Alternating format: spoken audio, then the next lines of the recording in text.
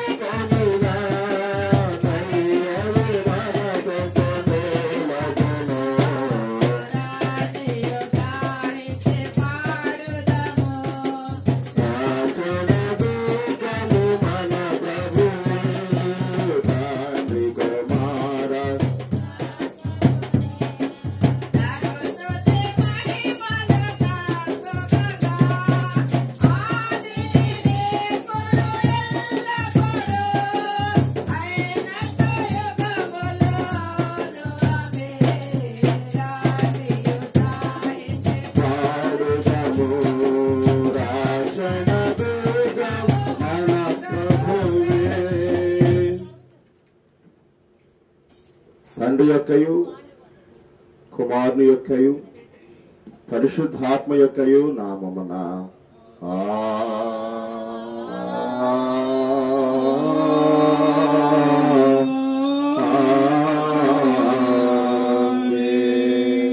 నీ వెలుగును నీ సత్యమును బయలుదేరే జయము అవి నాకు త్రోవ చూపును, అవి నీ పరిశుద్ధ పర్వతమునకును నీ నివాస స్థలమునకు నన్ను తోడుకొని వచ్చును. అప్పుడు నేను దేవుని బలిపీఠమునందుకును నాకు ఆనంద సంతోషములు కలిగి చేయు దేవుని యొద్దకు చేరుదును. దేవా నా దేవా, సితారా వాయించుచు నీకు కృతజ్ఞతాస్తుతులు చెల్లించెదను. పాపపుదల ప్రభునందు ప్రియులారా, యథార్థ హృదయముతో మన తండ్రి దేవుని సమీపించి ఆయన ఎదుట మన పాపములను ఒప్పుకొని మన ప్రభువైన యేసుక్రీస్తు పేరట మనకు క్షమాపణ దయచేయమని వేడుకొందుము. ప్రభువు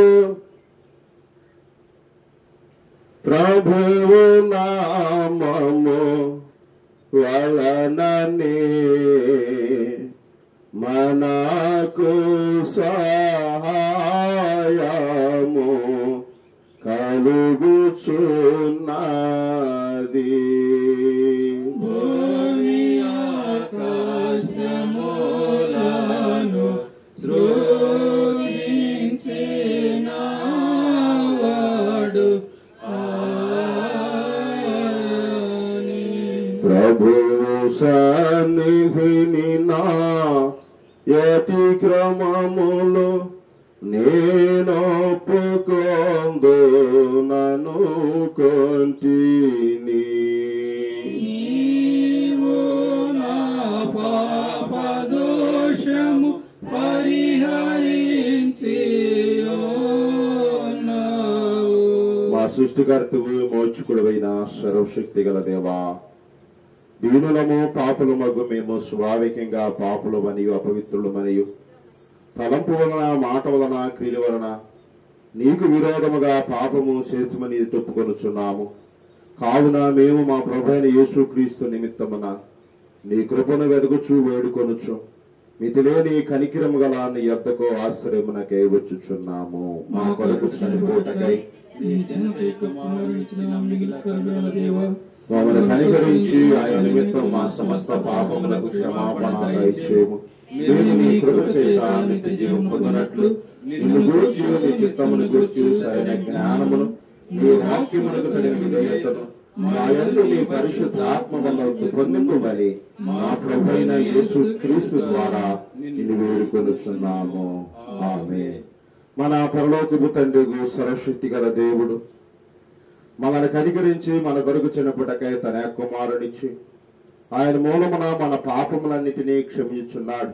ఆయన నామందు విశ్వాసం ఉంచు వారికి దేవుని కుమారులకుటకు అధికారం ఇచ్చుచు వారికి తన పరిశుద్ధాత్మను అనుగ్రహించును. నమ్మి బాప్తిస్మము పొందిన వాడు రక్షింపబడును.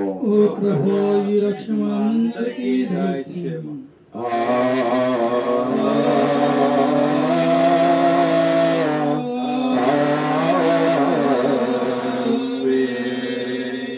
ఈస్టర్ తర్వాత మూడవ పరిశుద్ధ ఆదివారం కొరకు ఏర్పాటు చేయబడిన ప్రారంభ గీతము. సర్వలోక నివాసులారా, దేవుని గూర్చి సంతోష గీతము పాడుడి, ఆయన నామ ప్రభావమును కీర్తించుడి, ఆయనకు ప్రభావమును ఆరోపించి ఆయనను స్తోత్రించుడి. నీ కార్యములు ఎంతో భీకరమైనవి, నీ బలాతిశయమును బట్టి నీ శత్రువులు లొంగి నీ యొద్దకు వచ్చెదరు అని దేవునితో చెప్పుడి. తండ్రికి కుమారునికి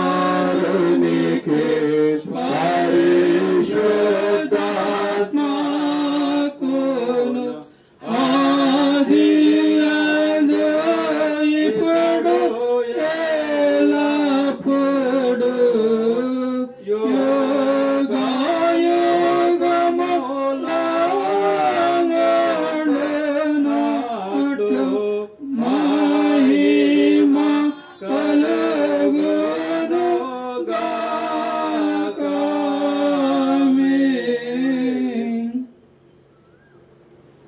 ప్రభువా మామును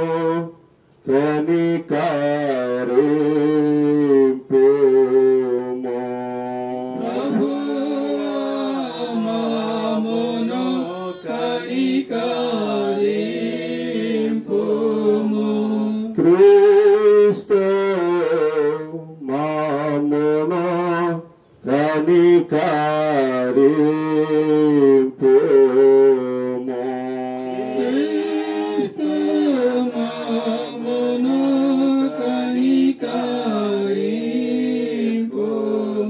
ప్రభువా మామును కనికరింపుము.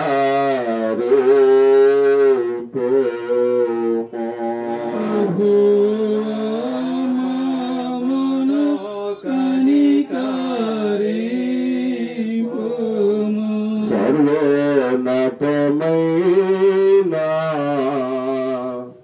వాణిలో దేవునికి మహిమా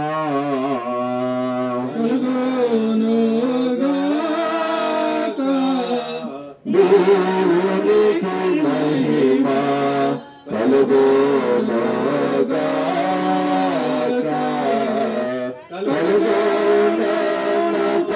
కలుగునతమైన ఘనస్థలముల ఇలాకు సమాధానం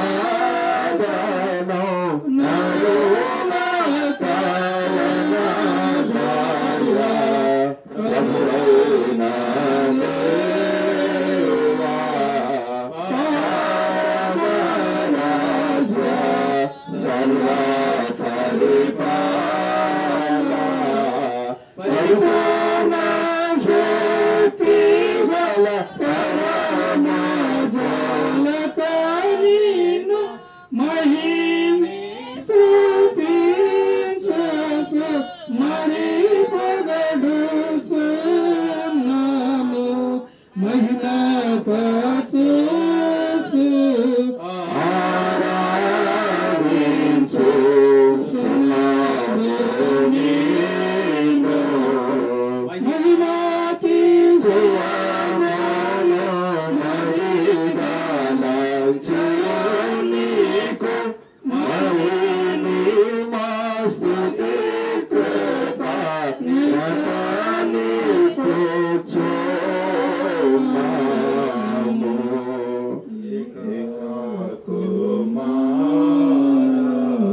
యేసు ప్రభువా యెహోవా ప్రణయ లోక పాపము మోయు ఏక దేవుని గొర్రె పిల్లమామును కనికరించుము చల్లగా. లోక పాపమును మోసికొని పోవు యేసు రక్షక. వసిగా జనకుడి కుడి వైపున కూర్చుండి యేసు మా ప్రార్థన నిలిచి కనికరించు. పరిశుద్ధుడా ప్రభువు నీవు ప్రభువైన క్రీస్తు పరిశుద్ధాత్మతో తండ్రి అయిన దేవుని యందు పరిపూర్ణ మహిమతో ప్రబలించున్నాడు ఇప్పుడు.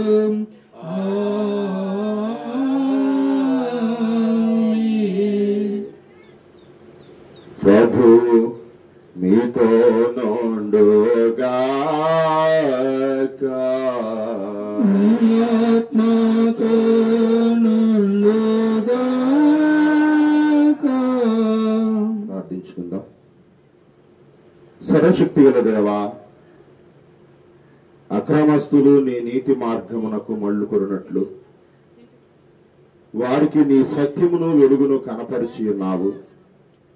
క్రీస్తు మత సహవాసములోనికి చేర్చుకొనబడిన వారందరూ ఆ మతమునకు ప్రతికూలమైన వాటినన్నిటినీ విసర్జించి అనుకూలమైన వాటిని చేయునట్లు అనుగ్రహింపమని నీతోనూ పరిశుద్ధాత్మతోనూ సదా ఏకదేవుడై యుగయుగములు జీవించు పరిపాలించునుండు నీ కుమారుడును మా ప్రభువైన యేసుక్రీస్తు ద్వారా నిన్ను వేడుకొనుచున్నాము. ఆమేన్. కూర్చుందాం.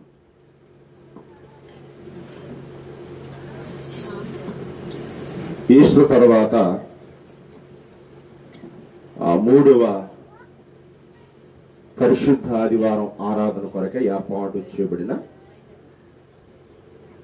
ఈస్టర్ తర్వాత 3వ పరిశుద్ధ ఆదివారం ఆరాధన కొరకై ఏర్పాటు చేయబడిన పత్రిక పాఠ్యభాగముగా అపోస్తుడైన పేతురు గారు రాసిన మొదటి పత్రిక 2వ అధ్యాయము 11వ వచనం నుండి 20వ వచనం వరకు ఇలాగూ రాయబడి ఉంది. మీలో ఒకరు ముందుకొచ్చి ఈ మాటలు చదివినిపించవలసిందిగా ప్రేమతో మీకు మనవి చేస్తూ ఆహ్వానిస్తూ ఉన్నాం.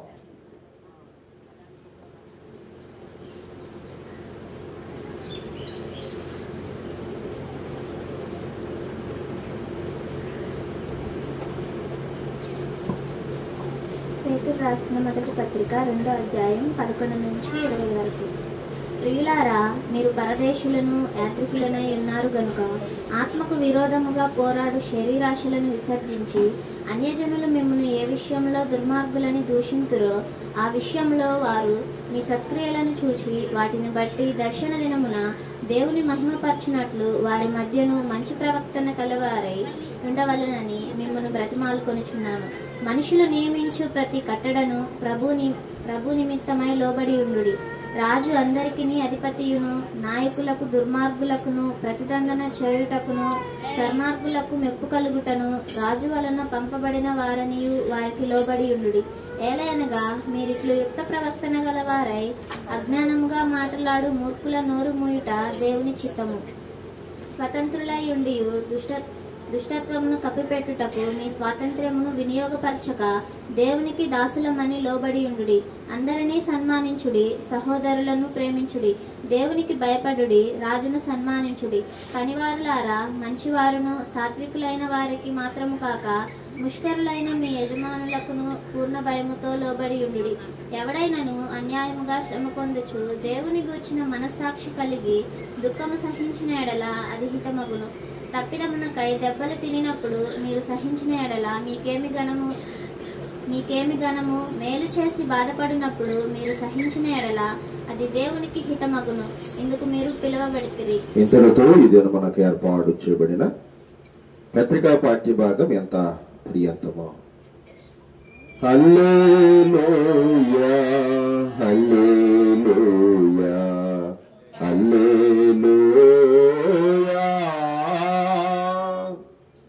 ఈస్టర్ తర్వాత 3వ పరిశుద్ధ ఆదివారం కొరకు ఏర్పాటు చేయబడిన పరిశుద్ధ సువార్త పాఠ్యభాగముగా పరిశుద్ధుడైన యోహాను గారు రాసిన యోహాను సువార్త 16వ అధ్యాయము 16వ వచనము నుండి 23వ వచనం వరకు ఇలాగూ రాయబడి ఉంది. మీలో ఒకరు ముందుకొచ్చి మాటలు చదివినిపించవలసిందిగా మీకు ప్రేమతో మనవి చేస్తూ ఆహ్వానిస్తూ ఉన్నారు. ఓ ప్రభువా,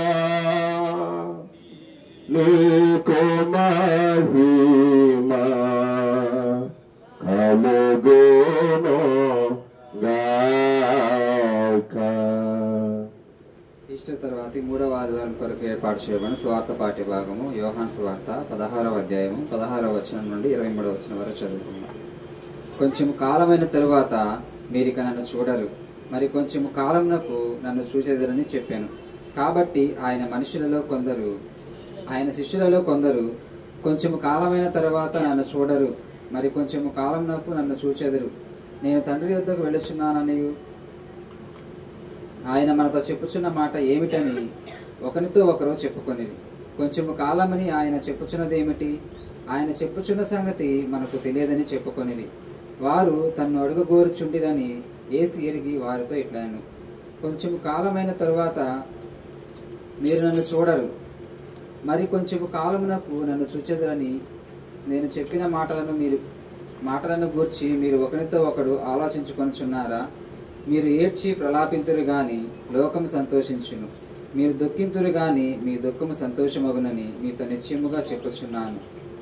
స్త్రీ ప్రసవించినప్పుడు ఆమె గడియ వచ్చెను గనుక ఆమె వేదన పడును. అయితే శిశువు పుట్టగానే లోకమందు నరుడొకడు పుట్టెనను సంతోషము చేత ఆమె ఆ వేదన మరి జ్ఞాపకము చేసుకొనదు. అటువలే మీరును ఇప్పుడు దుఃఖపడుచున్నారు గాని మిమ్మల్ని మరలా చూచేదను, అప్పుడు మీ హృదయము సంతోషించును, మీ సంతోషమును ఎవడనో మీ యొద్ద నుండి తీసివేయడు. ఆ దినమున మీరు దేని గురించి నన్ను అడిగరు. మీరు తండ్రిని నా పేరట ఏమి అడిగినను ఆయన మీకు అనుగ్రహించునని మీతో నిశ్చయముగా చెప్పుచున్నాను. ఈ వాక్యం ఇంత పర్యంతం. ఓ క్రీస్తు నీకు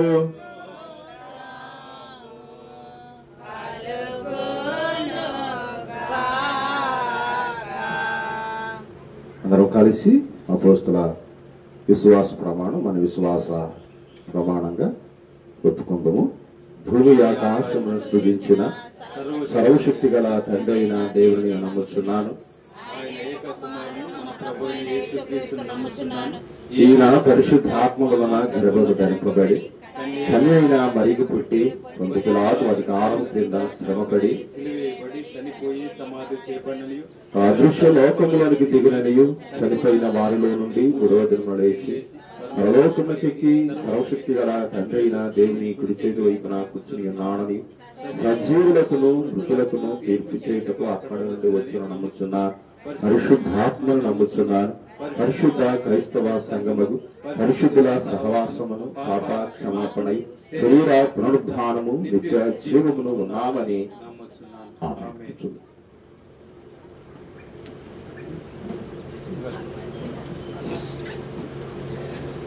మన ఆంధ్ర క్రైస్తవ సంఘార్థన కీర్తన పుస్తకం నుంచి చిన్న కీర్తన పుస్తకం నుంచి 203వ నెంబర్ పాట పాడుకుందాం.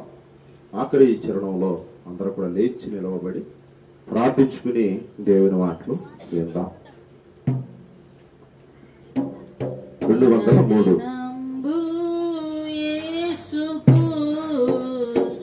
దగ్గరగా చేరుతా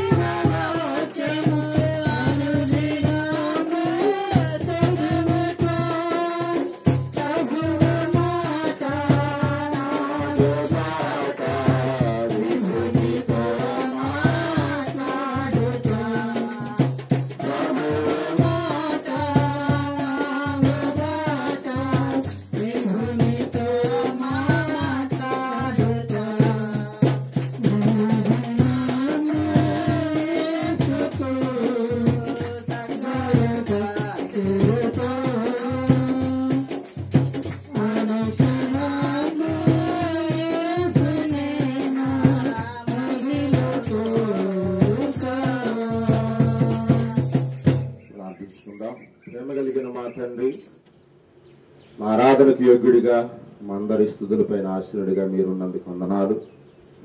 ఇప్పటిదాకా పాడిన ప్రతి పాట ద్వారా మీరు మహిమను పొందారు. జరిగిన ఆరాధన క్రమం అంతటి ద్వారా మీరు మహిమను పొందారు. చదవబడిన లేఖన భాగాలను మా అందరి వెనుకల్లో మీరు దీవించండి ప్రభువా, మీరు ఆస్వాదించండి. ప్రాముఖ్యంగా నీ సన్నిధికి వచ్చి ఇక్కడ నిలబడిన కూర్చున్న ప్రతి బిడ్డను జ్ఞాపకం చేసుకోండి. ముఖ్యంగా ఎవరైతే బలహీనులుగా ఉన్నారో వారి కొరకు ఈ ఉదయకాల సమయంలో ప్రార్థిస్తూ ఉన్నాం. ప్రభువా, నీ దాసురాలు మిరుము గారిని మీరు ముట్టండి, తాకండి, స్వస్థపరచండి. నీ దాసురాలు నాయన జయము గారిని మీరు ముట్టండి, తాకండి, స్వస్థపరచండి. నీ దాసురాలు బడుగు మరియమ్మని మీరు ముట్టండి, తాకండి, స్వస్థపరచండి. నీ దాసురాలు నాయన వసుమత ఆంటిని మీరు ముట్టండి, తాకండి, స్వస్థపరచండి.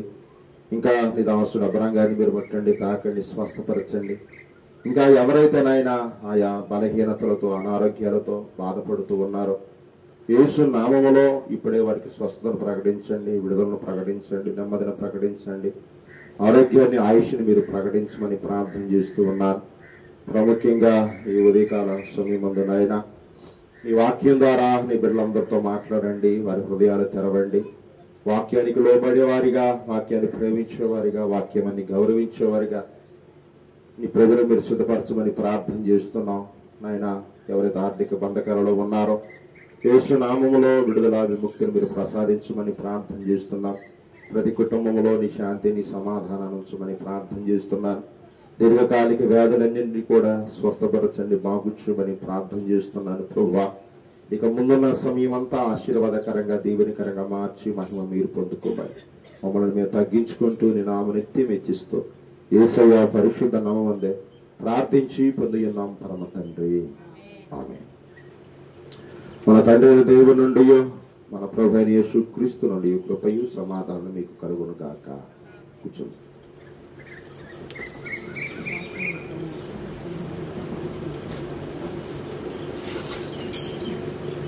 అమ్మా, ఈ కీర్తన పుస్తకం ఎవరు పోయిన ఆది వదిలిపెట్టెళ్ళారు.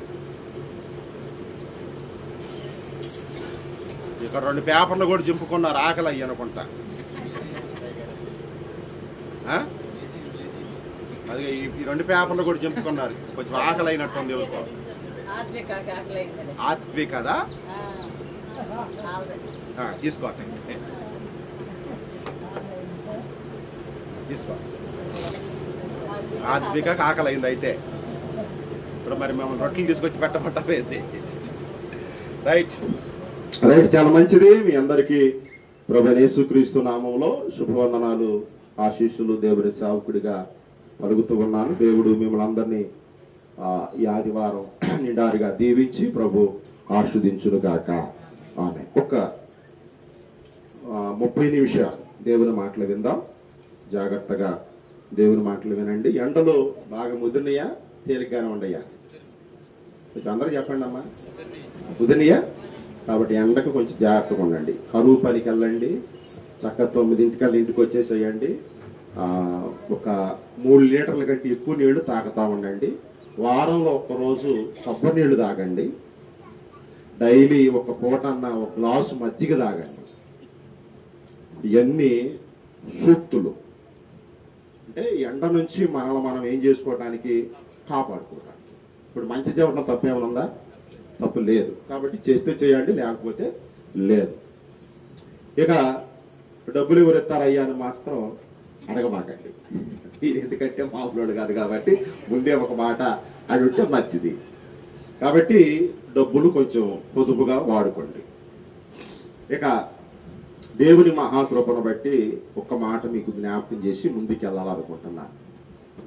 భారతదేశానికి పాకిస్తాన్కి ఒక 4-5 రోజుల నుంచి మీ అందరూ తెలుసు ఏం జరుగుతుంది, యుద్ధం. పిల్లరా, మనకి దేవుని వాక్యం కూడా ఇదే చెబుతుంది. మత్తయి సువార్త 25వ అధ్యాయంలో అక్కడక్కడ రానున్న కాలంలో ఏం జరుగుతాయి, యుద్ధాలు. పిల్లరా, మరి రాత్రి దేవుని కృపను బట్టి ఆగింది అనుకున్నాం 5 గంటల టైంలో. కానీ మళ్ళీ మధ్యరాత్రులు మళ్ళీ పాకిస్తాన్ వాళ్ళు మన మీద దాడి చేయటం. పిల్లరా, ఈ వారం 4-5 రోజులుగా జరుగుతున్నటువంటి యుద్ధ వాతావరణంలో ఒకటి మనం గమనించాలి ఏంటంటే, కొంత ఆస్తి నష్టం అనేటువంటిది అక్కడ జరిగింది. 2 కొంత ప్రాణ నష్టం అనేటువంటిది అక్కడ జరిగింది. 3 ఆ కాశ్మీరు ఆ పరిసర బోర్డర్లో ఉన్నటువంటి ప్రాంత ప్రజలు కొంచెం భయాందోళనకరమైనటువంటి వాతావరణానికి వాళ్ళు గురవుతూ ఉన్నారు. ఇక్కడ మనము వాస్తవానికి ఈ కరుణాకర్ సుగుర్ అనే వ్యక్తి క్రైస్తవుల్ని కొంచెం ఏలెత్తి అలా చూపించాడు. ఏమనంటే భారతదేశంలో ఉన్న అన్ని రాజకీయ నాయకులు, అన్ని మతాల వారు పాకిస్తాన్ యుద్ధాన్ని లేకపోతే భారతదేశ యుద్ధాన్ని ఖండించారంటే ఇది జరగాలి, ఖచ్చితంగా పాకిస్తాన్ అనేటువంటిది ఏమైపోవాలి, నాశనం అయిపోవాలి, వాళ్ళకి తగిన బుద్ధి రావాలని అన్ని పార్టీలు వాళ్ళు కత్తించారు. కానీ క్రైస్తవ మత పెద్దలు అంటే నాలాంటి బోధకులు లేదా క్రైస్తవ నాయకులు ఎవరు కూడా దాన్ని కత్తించలేదని ఆ కరుణాకర్ సుగుర్ అనే వ్యక్తి కొంచెం విమర్శించి ఏలెత్తి చూపించాడు. అయితే క్రైస్తవులు అనేటువంటి వాళ్ళల్లో ఉన్నటువంటి ప్రథమైనటువంటిది ఏంటంటే ప్రేమ. ఏంటి చెప్పండి? ప్రేమ. రెండవది నిన్ను వలె నీ పొరుగు వారిని ఏం చేయాలి? ప్రేమించాలి. ఒకటి ప్రేమ అయితే రెండవది నిన్ను వలె ఏం చేయాలి? ప్రేమించాలి. ఇప్పుడు ఈ చెయ్యి ఉంది, ఈ చెయ్యికి ఒక దెబ్బ తగిలితే శరీరం అంతా బాధపడితే లేదా? అట్లాగే ఇప్పుడు వాళ్ళు కూడా మనలాంటి మనుషులే. అట్లని వాళ్ళు ఏదో తప్పులు చేస్తుంటే మనం చూస్తూ ఊరుకోవటం, అట్లని వాళ్ళు తప్పు చేస్తుంటే కత్తించకుండా ఖండించకుండా ఉండటం అనేటువంటిది అయితే జరగదు. కానీ దీన్ని వాళ్ళు కొంచెం తప్పుగా వేరుగా కొంచెం వ్యతిరేకంగా చూస్తూ ఉన్నారు. క్రైస్తవ అనేటువంటిది దీన్ని సహించదు, దీన్ని ఒప్పుకోదు. తప్పును తప్పుగానే చూపించింది, ఒప్పుని ఒప్పుగానే చూపించింది తప్ప ఇది ఏమాత్రం కూడా సహించేది లేదనే విషయాన్ని కూడా ఒక సేవకునిగా ఈ ఆదివారం నేను మీకు గుర్తు చేస్తూ ఉన్నా. ఇక నెక్స్ట్ పాయింట్, ఈరోజు మే మాసానికి ఇది 2వ పరిశుద్ధ ఆదివారం కదా. మే మాసానికి ఈరోజు ఏంది? పరిశుద్ధ ఆదివారం. అయితే ఈరోజు ఒక స్పెషల్ డే చెప్పగలరు ఎవరైనా? Mother's day. తల్లుల పండగ, ఇంకా తల్లుల దినోత్సవం, లేకపోతే ఇంకా తల్లుల రోజు. ఈరోజు మీ అమ్మలకి వందనాలు చెప్పండి. అవసరమైతే గతంలో కూడా చెప్పే మీకు గుర్తుందో లేదో ఒక చీర కొనియండి, లేకపోతే ఒక కాయైనా ఏం చేయాలి? కొనిచ్చండి. అమ్మ నువ్వు నన్ను కన్నావు, మీ రుణం నేను ఎప్పటికీ కూడా ఏం చేయలేను, తీర్చుకోలేనని ఒక మాట మీ తల్లులకి చెప్పండి. నువ్వు అన్న ఒక్క మాటే మీ అమ్మకి కొండంత బలం. కాబట్టి మీ అందరికి కూడా తల్లుల దినోత్సవ శుభాకాంక్షలు తెలియజేస్తూ ఉన్నాను. ప్రతి తల్లిని ఈ ఆదివారం నిండారుగా ప్రభు దీవించి ఆశీర్వదించునుగాక. ఆమేన్.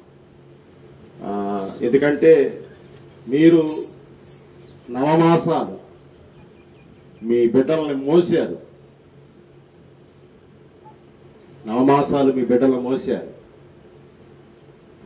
ఆ బిడ్డల కోసం మీ ప్రాణాన్ని ఏం చేశారు? త్యాగం. ఒక భక్తుడు ఇలా అన్నాడు, ఈ కానుపు అయ్యేటువంటి స్త్రీ గురించి ఒక భక్తుడు ఇలా అన్నాడు, మన శరీరంలో ఎన్ని ఎముకలైతే ఉన్నాయో ఒక్కసారిగా ఇరిగిపోతే మనం ఏ విధంగా మారిపోతామో, మన శరీరంలో ఉన్న ఎముకలు ఒక్కసారిగా ఇరిగిపోతే మనం ఏ రీతిగా బాధపడతామో, ఒక స్త్రీ ఒక బిడ్డను కనటానికి అంత నరక యాతన అనుభవించింది అని ఒక భక్తుడు ఈ మాట గుర్తు చేశాడు. నిజమే. నిజంగా వాళ్ళు కన్న టైంలో లేకపోతే వాళ్ళు ఆ డెలివరీ టైంలో లేకపోతే గత దినాలైతే ఫ్రీ డెలివరీలు జరిగినాయి. కానీ ఇప్పుడు ఫ్రీ డెలివరీలు 100లో ఒక 2-3 జరుగుతున్నాయి. మిగిలిన 95, 96 డెలివరీలు అన్నీ కూడా సిజరన్కి వెళ్ళిపోతా ఉన్నాయి. నిజంగా సిజరన్ అనేసరికి తల్లి తన పొట్టని కడుపుని కోసుకోవటం మనం ఎంతో ఇది చాలా దుఃఖకరమైనటువంటి సంఘటన. కాబట్టి మీలాంటి తల్లులు మీ బిడ్డల కోసం మీరు చేసినటువంటి త్యాగం అది వర్ణాతీతం. కాబట్టి మీ మేలు, మీ యొక్క త్యాగం, మీ యొక్క శ్రమ, మీ ప్రయాస ప్రతి పురుషుడు గుర్తుపెట్టుకోవాలి, ప్రతి బిడ్డ గుర్తుపెట్టుకోవాలా. ప్రతి వ్యక్తి కూడా గుర్తుపెట్టుకోవాలా. కాబట్టి పురుషులారా మీ భార్యలను ప్రేమించండి, పురుషులారా మీ తోడబుట్టినటువంటి వాళ్ళని ప్రేమించండి. ఎప్పుడన్నా వస్తే వాళ్ళని బాగా చూడండి, వాళ్ళకి మంచి బట్టలు పెట్టి పంపేయండి, వాళ్ళకి మంచి బంగారం గురించి పంపించండి. మీ ఆస్తిలో వాటాలు ఏమన్నా ఉంటే మీరు ఎలా ఆ తల్లి గర్భంలో లేదా ఆ తండ్రి గర్భంలో పుట్టారో వాళ్ళు కూడా ఆ తల్లి గర్భంలో నుండే మీ రక్తం మీరు ఏ రీతిగా మీ పంచుకుని వచ్చారో వాళ్ళు కూడా అలాగ వచ్చారని గుర్తించి మీకు వచ్చే భాగంలో కొంతైనా వాళ్ళనిచ్చి గౌరవించండి. ఖచ్చితంగా దేవుడు మిమ్మలను నిండారుగా దీవిస్తాడు, ఆశీర్దిస్తాడని ప్రభు సేవకుడిగా మనవి చేస్తూ ఉన్నాను. దేవుడు ప్రతి తల్లిని ఆదివారం దీవించును గాక, ఆశీర్వదించును గాక, మంచి ఆరోగ్యాలు దయచేయును గాక, క్షేమమును వారికి అనుగ్రహించును గాక, వారి ప్రతి కన్నీరు తొడవబడును గాక, వారి జీవితంలో సంతోషం ఆనందం అనుభవించుదురు గాక, కృపాక్షేమాలు కలుగును గాక, ప్రతి తల్లిని దేవుడు గొప్పగా అభివృద్ధి పరచును గాక. ఇక దేవుని మాటలు విందాం, శ్రద్ధగా దేవుని మాటలు విందాం. ఈరోజు సువార్త పాఠంలోనికి ఒక్కసారి మీ బైబిల్ తిరిగేయండి. ఇంకా మిగిలిన విషయాలు కొన్ని ఉన్నాయి, అవి ఈ వాక్య తదనంతరం గుర్తు చేస్తా.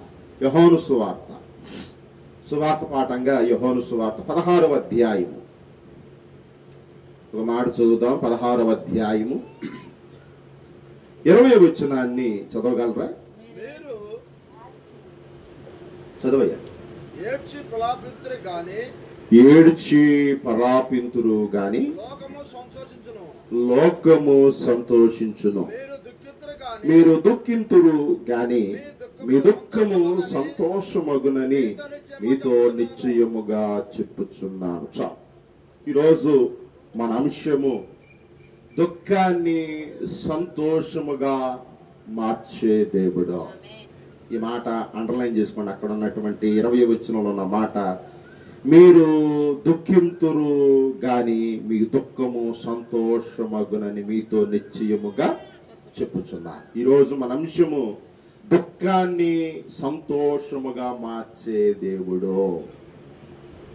ఏంటి? మన దుఃఖాన్ని, మన బాధని, మన కన్నీటిని, మన సమస్యల్ని సంతోషంగా మార్చే దేవుడు. పిల్లరా, ఒక్కడ మాత్రం నేను ధైర్యంగా ఈ బలిపేట మీద నుండి చెప్పగలను, దుఃఖం లేని వాళ్ళు ఎవ్వరు కూడా లేరు ఇక్కడ, లేకపోతే బాధ లేని వాళ్ళు ఎవ్వరు కూడా లేరు ఇక్కడ, లేకపోతే కష్టం లేని వాళ్ళు ఎవ్వరు కూడా ఇక్కడ లేకుండా లేరు. పిల్లరా, ప్రతి హృదయంలో ఏదో ఒక దుఃఖం, అది తల్లిని బట్టో, తండ్రిని బట్టో, అన్నను బట్టో, చెల్లిని బట్టో, తాతను బట్టో, ఆస్తిని బట్టో, ఇల్లుని బట్టో, లేకపోతే బంగారాన్ని బట్టో, వస్త్రాలను బట్టో, చదువును బట్టో, సంథింగ్, లేకపోతే శరీరంలో ఉన్న రోగాన్ని బట్టో, ఖచ్చితంగా ప్రతి బిడ్డ హృదయంలో ఏదో ఒక దుఃఖం అనేటువంటిది ఉంది. అయితే ఆ దుఃఖం అన్నిసార్లు బయటపడదు, కానీ ఖచ్చితంగా కొన్నిసార్లు మాత్రం ఆ దుఃఖం ఏదైతే ఉందో అది ఏమైంది చెప్పండి, బయటపడింది. నేను గతంలో కూడా ఒక మాట చెప్పాను.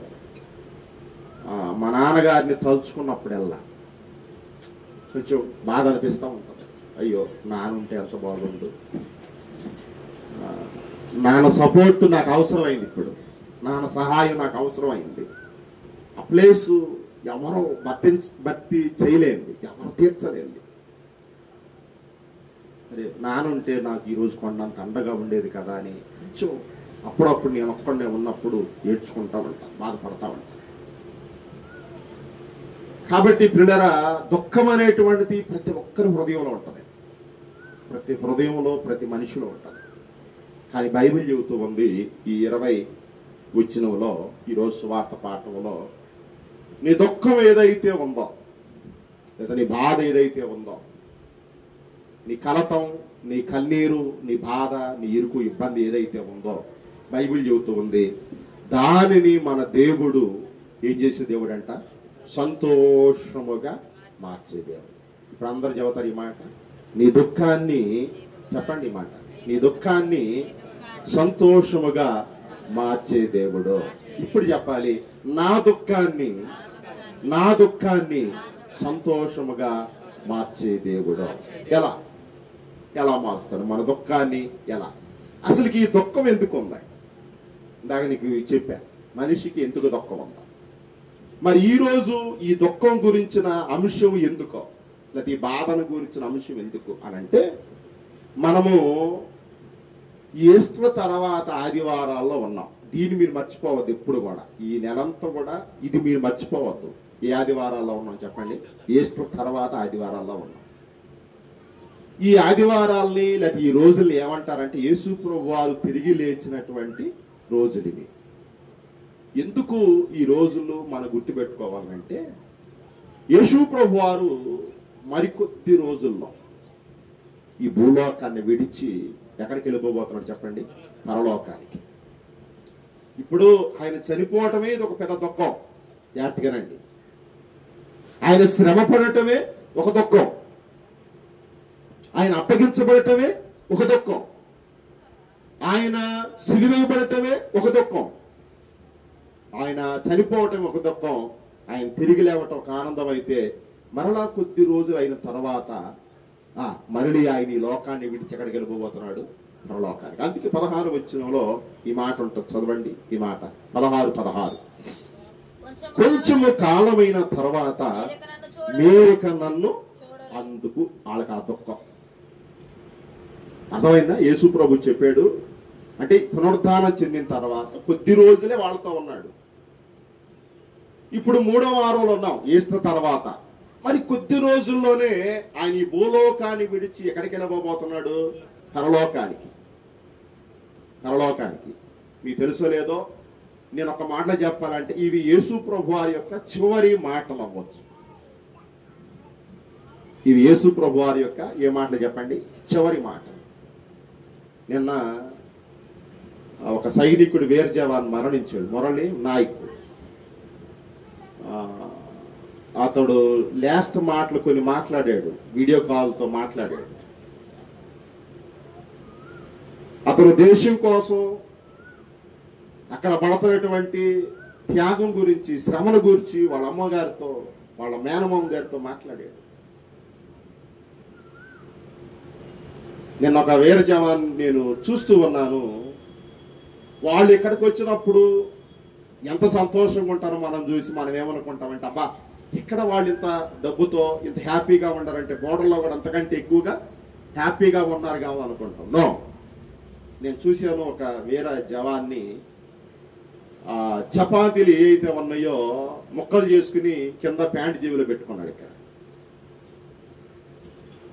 అవి ఎండిపోయినాయి. ఒక ఇనప డబ్బా, మన పెయింట్ డబ్బాలు ఉంటాయి, ఆ డబ్బాలో పప్పు ఏదో వేసుకున్నట్టు ఉన్నాడు. ఆ ముక్కలు చేసుకుని ఆ పప్పులో నంచుకుని తింటుంటే తనకు నీళ్ళైంది. నీళ్ళైతే ఆ కొండల్లో, ఆ బోర్డర్లో, లోయల్లో నీళ్లు లేవు. ఎక్కడో చిన్న గుంటలో ఇన్ని నీళ్ళు ఏడ కనపడినట్టున్నాయి. వెళ్ళి ఒక చిన్న క్లాత్ దాంట్లో వేసి ఇతను రొట్టె తింటున్నాడు, చపాతీ తింటున్నాడు. ఇప్పుడు నీళ్ళు అయినాయి అతనికి. దాని ఇలా నీళ్ళలో ఇలా అత్తుకొని ఆ నోటిని, ఆ కచ్చీపు ఏదైతే ఉందో ఆ రసం ఇట్లా పీల్చుకుని తన దాహార్తిని ఏం చేస్తాడు చెప్పండి? తెచ్చుకో. ఎంత బాధ అంటే ఇది, ఎంత దుఃఖం అంటే ఇది, ఎంత బాధ అంటే ఇది చెప్పుకోలేనటువంటి. కొన్నిసార్లు మనం చూస్తాం హాస్పిటల్లో మన ప్రియులు ఎవరన్నా ఉంటే, లేదా చివరి రోజుల్లో ఎవరన్నా మన ప్రియులు ఉంటే చూస్తాం, అయ్యా ఇక నేను వెళ్ళిపోబోతున్నాను రా, నువ్వు జాగ్రత్తగా ఉండు అని చివరి మాటలు, ఆఖరి మాటలు, లాస్ట్ మాటలు వింటాం మనం చూస్తాం. అట్లా యేసు ప్రభు వారు కూడా ఈ 16వ వచనంలో చెబుతున్నటువంటి మాట చూడండి. ఏమన్నాడు ఆయన? 16:16లో ఏమన్నాడు ఆయన? కొంచెం కాలమైన తర్వాత ఇక మీరు నన్ను చూడరు. ఈ మాట ఎప్పుడైతే అన్నాడో 20వ వచనంలో చూడండి, నేను వెళ్ళిపోయిన తర్వాత మీరు ఏడ్చి ప్రలాపింతురు గాని లోకము ఏమైందంట? మీరైతే ఏడుస్తారు నేను వెళ్ళిపోతే, మీరైతే బాధపడతారు నేను వెళ్ళిపోతే, మీరైతే కన్నీరు గారుస్తారు, మీరైతే ఇబ్బంది పడతారు. కానీ లోకం ఏదైతే ఉందో, అంటే నన్ను సిలివేసిన లోకం ఏదైతే ఉందో అది ఏమైందంట? సంతోషించును. మీరు దుఃఖింతురు గాని మీ దుఃఖము ఒక రోజు ఖచ్చితంగా ఏమైతే సంతోషమగునని మీతో నిశ్చయముగా, అంటే ఖచ్చితంగా చెబుతాను. అబ్బా, యేసు ప్రభు వారు ఎంత ఆదరణ, ఎంత ధైర్యాన్ని, ఎంత భరోసాని శిష్యులకి ఇస్తున్నాడో ఈ ఆదివారం నీకు నాకు ఆ ధైర్యాన్ని అనుగ్రహించును గాక, ఆ భరోసాను దయచేయును గాక. పిల్లలు మనం నమ్మాలి. లోకమైతే ఏమైతే నేను వెళ్ళిపోతే సంతోషించింది, కానీ మీరైతే దుఃఖిస్తారు, మీరైతే ఏడుస్తారు. ఇప్పుడు యేసు ప్రభు వారు లోకానికి చెబుతం లేదు, కానీ ఎవరైతే ఆయన శిష్యులుగా ఉన్నారో, ఎవరైతే ఆయన ప్రజలుగా ఉన్నారో, ఎవరైతే ఆయన బిడ్డలుగా ఉన్నారో వారికి చెబుతున్నటువంటి మాట, నీ దుఃఖాన్ని నేను ఏం చేస్తానంటాడు ఆయన? సంతోషముగా మార్చే దేవుడు. ఎలా మన దుఃఖాన్ని ఎలా సంతోషంగా మారుస్తాడు అని అంటే ఒక 2-3 సంగతులు చెప్పి ఇక వాక్యంలోకి వెళ్తాను. రండి. నెంబర్ 1, 60వ అధ్యాయం యెషయా గ్రంథం 60వ అధ్యాయము 20వ వచనం చదువుతావా తల్లి? యెషయా గ్రంథం 60వ అధ్యాయము 20వ వచనం. యెషయా గ్రంథం 60వ అధ్యాయము 20వ వచనాన్ని గుర్తు చేసుకుందాం. చదువునా. నీ సూర్యుడికను అస్తమింపడు, నీ చంద్రుడు క్షీణింపడు, యెహోవా నీకు నిత్యమైన వెలుగుగా ఉండును, నీ దుఃఖ దినములో సమాప్తములగును. పిల్లరా, నీ దుఃఖం ఏదైతే ఉందో దాన్ని నీ దేవుడి నాకేం చెప్పాడో సంతోషంగా మారుస్తానన్నాడు. ఇక్కడేమంటున్నాడు? యెషయా గ్రంథం 60:20లో నీ దుఃఖము ఇక ఏదైతే ఉందో దానిని నేనేం చేస్తానంటున్నాడు? సమాప్తి, ముగింపు చేస్తానన్నాడు. అంటే యేసుక్రీస్తు వారు చనిపోవటం ద్వారా, యేసుక్రీస్తు వారు పునరుద్ధానం చెందటం ద్వారా, యేసుక్రీస్తు వారు శిష్యులకి కనబడటం వల్ల, యేసు ప్రభు వారు పరలోకానికి వెళ్ళటం వల్ల క్రైస్తవులకి, దేవుని బిడ్డలైనటువంటి వారికి, పరిశుద్ధులైనటువంటి వారికి, సార్వత్రిక సంఘం ఏదైతే ఉందో ఆ దుఃఖాన్ని ఎలాగో మారుస్తానంటున్నాడు? సమాప్తి చేస్తాను అని అంటూ ఉన్నాడు. ఇక రెండవది చూస్తే మొదటి దినవృత్తాంతాల గ్రంథము 16వ అధ్యాయము 27వ వచనాన్ని చదువుదాం.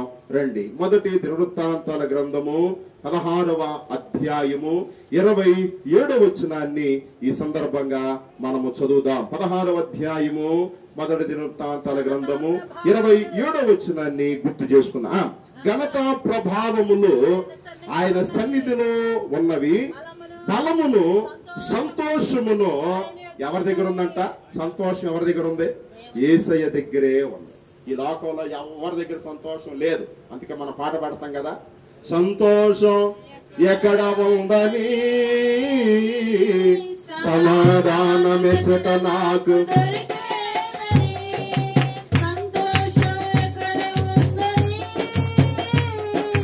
సమాధానమెచ్చట నాకు దొరికేనని ఎందరినో అడిగాను, ఏమేమో చేశాను, ఎందరినో అడిగాను,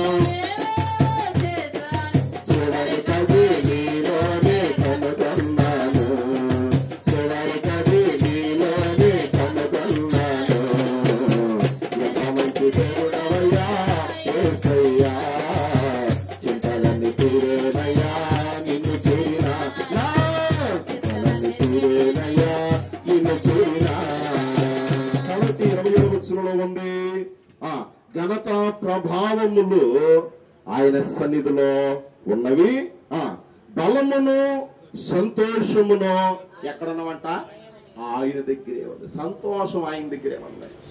ఇందాక యెషయా గ్రంథం 60:20లో ఏం చూసాం? నీ దుఃఖం ఏదైతే ఉందో అది సమాప్తం చేస్తానంటున్నాడు.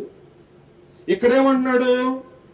రెండోలో బలమును సంతోషమును ఎవరి దగ్గర ఉంది చెప్పండి?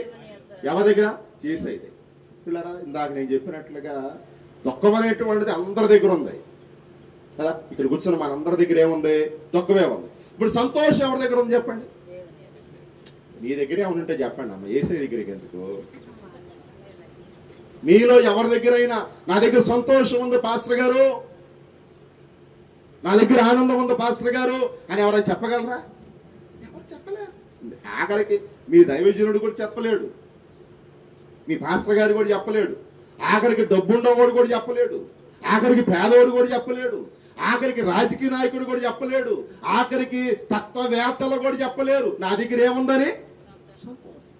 కానీ వాళ్ళ దగ్గర ఏముంది? రాజకీయ నాయకుడు అని డబ్బు ఉండొచ్చు, ధనవంతుడైతే వాడి దగ్గర డబ్బు ఉండొచ్చు, పేదవాడైతే వాడి దగ్గర అన్నం లేకపోవచ్చు, లేకపోతే ఇంకొకడు అయితే వాళ్ళ దగ్గర ఇంకొకటి కూడా ఉండొచ్చు. కానీ సంతోషం అనేటువంటిది మాత్రం ఎవరి దగ్గర ఉండదు. కానీ ఇక్కడ మనం గుర్తుపెట్టుకోవాలి, ఇక్కడ మనం గమనించాలి, సంతోషం అంటే ఎవరైనా జోకేస్తే వచ్చే సంతోషం కాదు. చాలా మంది సంతోషం అనగా ఏం చేస్తారు? పక్కపక్క అని నవ్వుతారు. అది కాదు సంతోషం అంటే, అది కాదు ఆనందం అంటే. ఎవరో చెప్పిన మాటను బట్టి, ఎవరో పలికిన పదాన్ని బట్టి నువ్వు సంతోషించడం కాదు. నీకు దేవుడు ఇవ్వాలి, నువ్వు ఆ సంతోషాన్ని తీసుకోవాలి. అదే అసలైంది. అయితే దేవుని దగ్గర ఏముంది? ఘనత, బలమును, సంతోషమును ఎవరి దగ్గర ఉన్నాయంట? దేవుని దగ్గర. కాబట్టి శిష్యులకి ఆ దుఃఖం ఏదైతే ఉందో, ఆ బాధ అయితే ఏదైతే ఉందో, దేవుడు అంటున్నాడు, ఒరే బాబు, మీరు ఆ దుఃఖాన్ని తీసివేసి నేను మీకేమి ఇచ్చేవాడిని? సంతోషం. ఆ సంతోషం, ఆ ఆనందం ఎక్కడుంది? నా దగ్గర ఉంది. నేను ఇస్తాను మీకు. బాధపడద్దు, దిగులు పడద్దు, కలవరపడద్దు, ఏడవద్దు అని యేసుప్రభు వారి ఈ వృత్తాంతాల గ్రంథం గుర్తు చేస్తాం.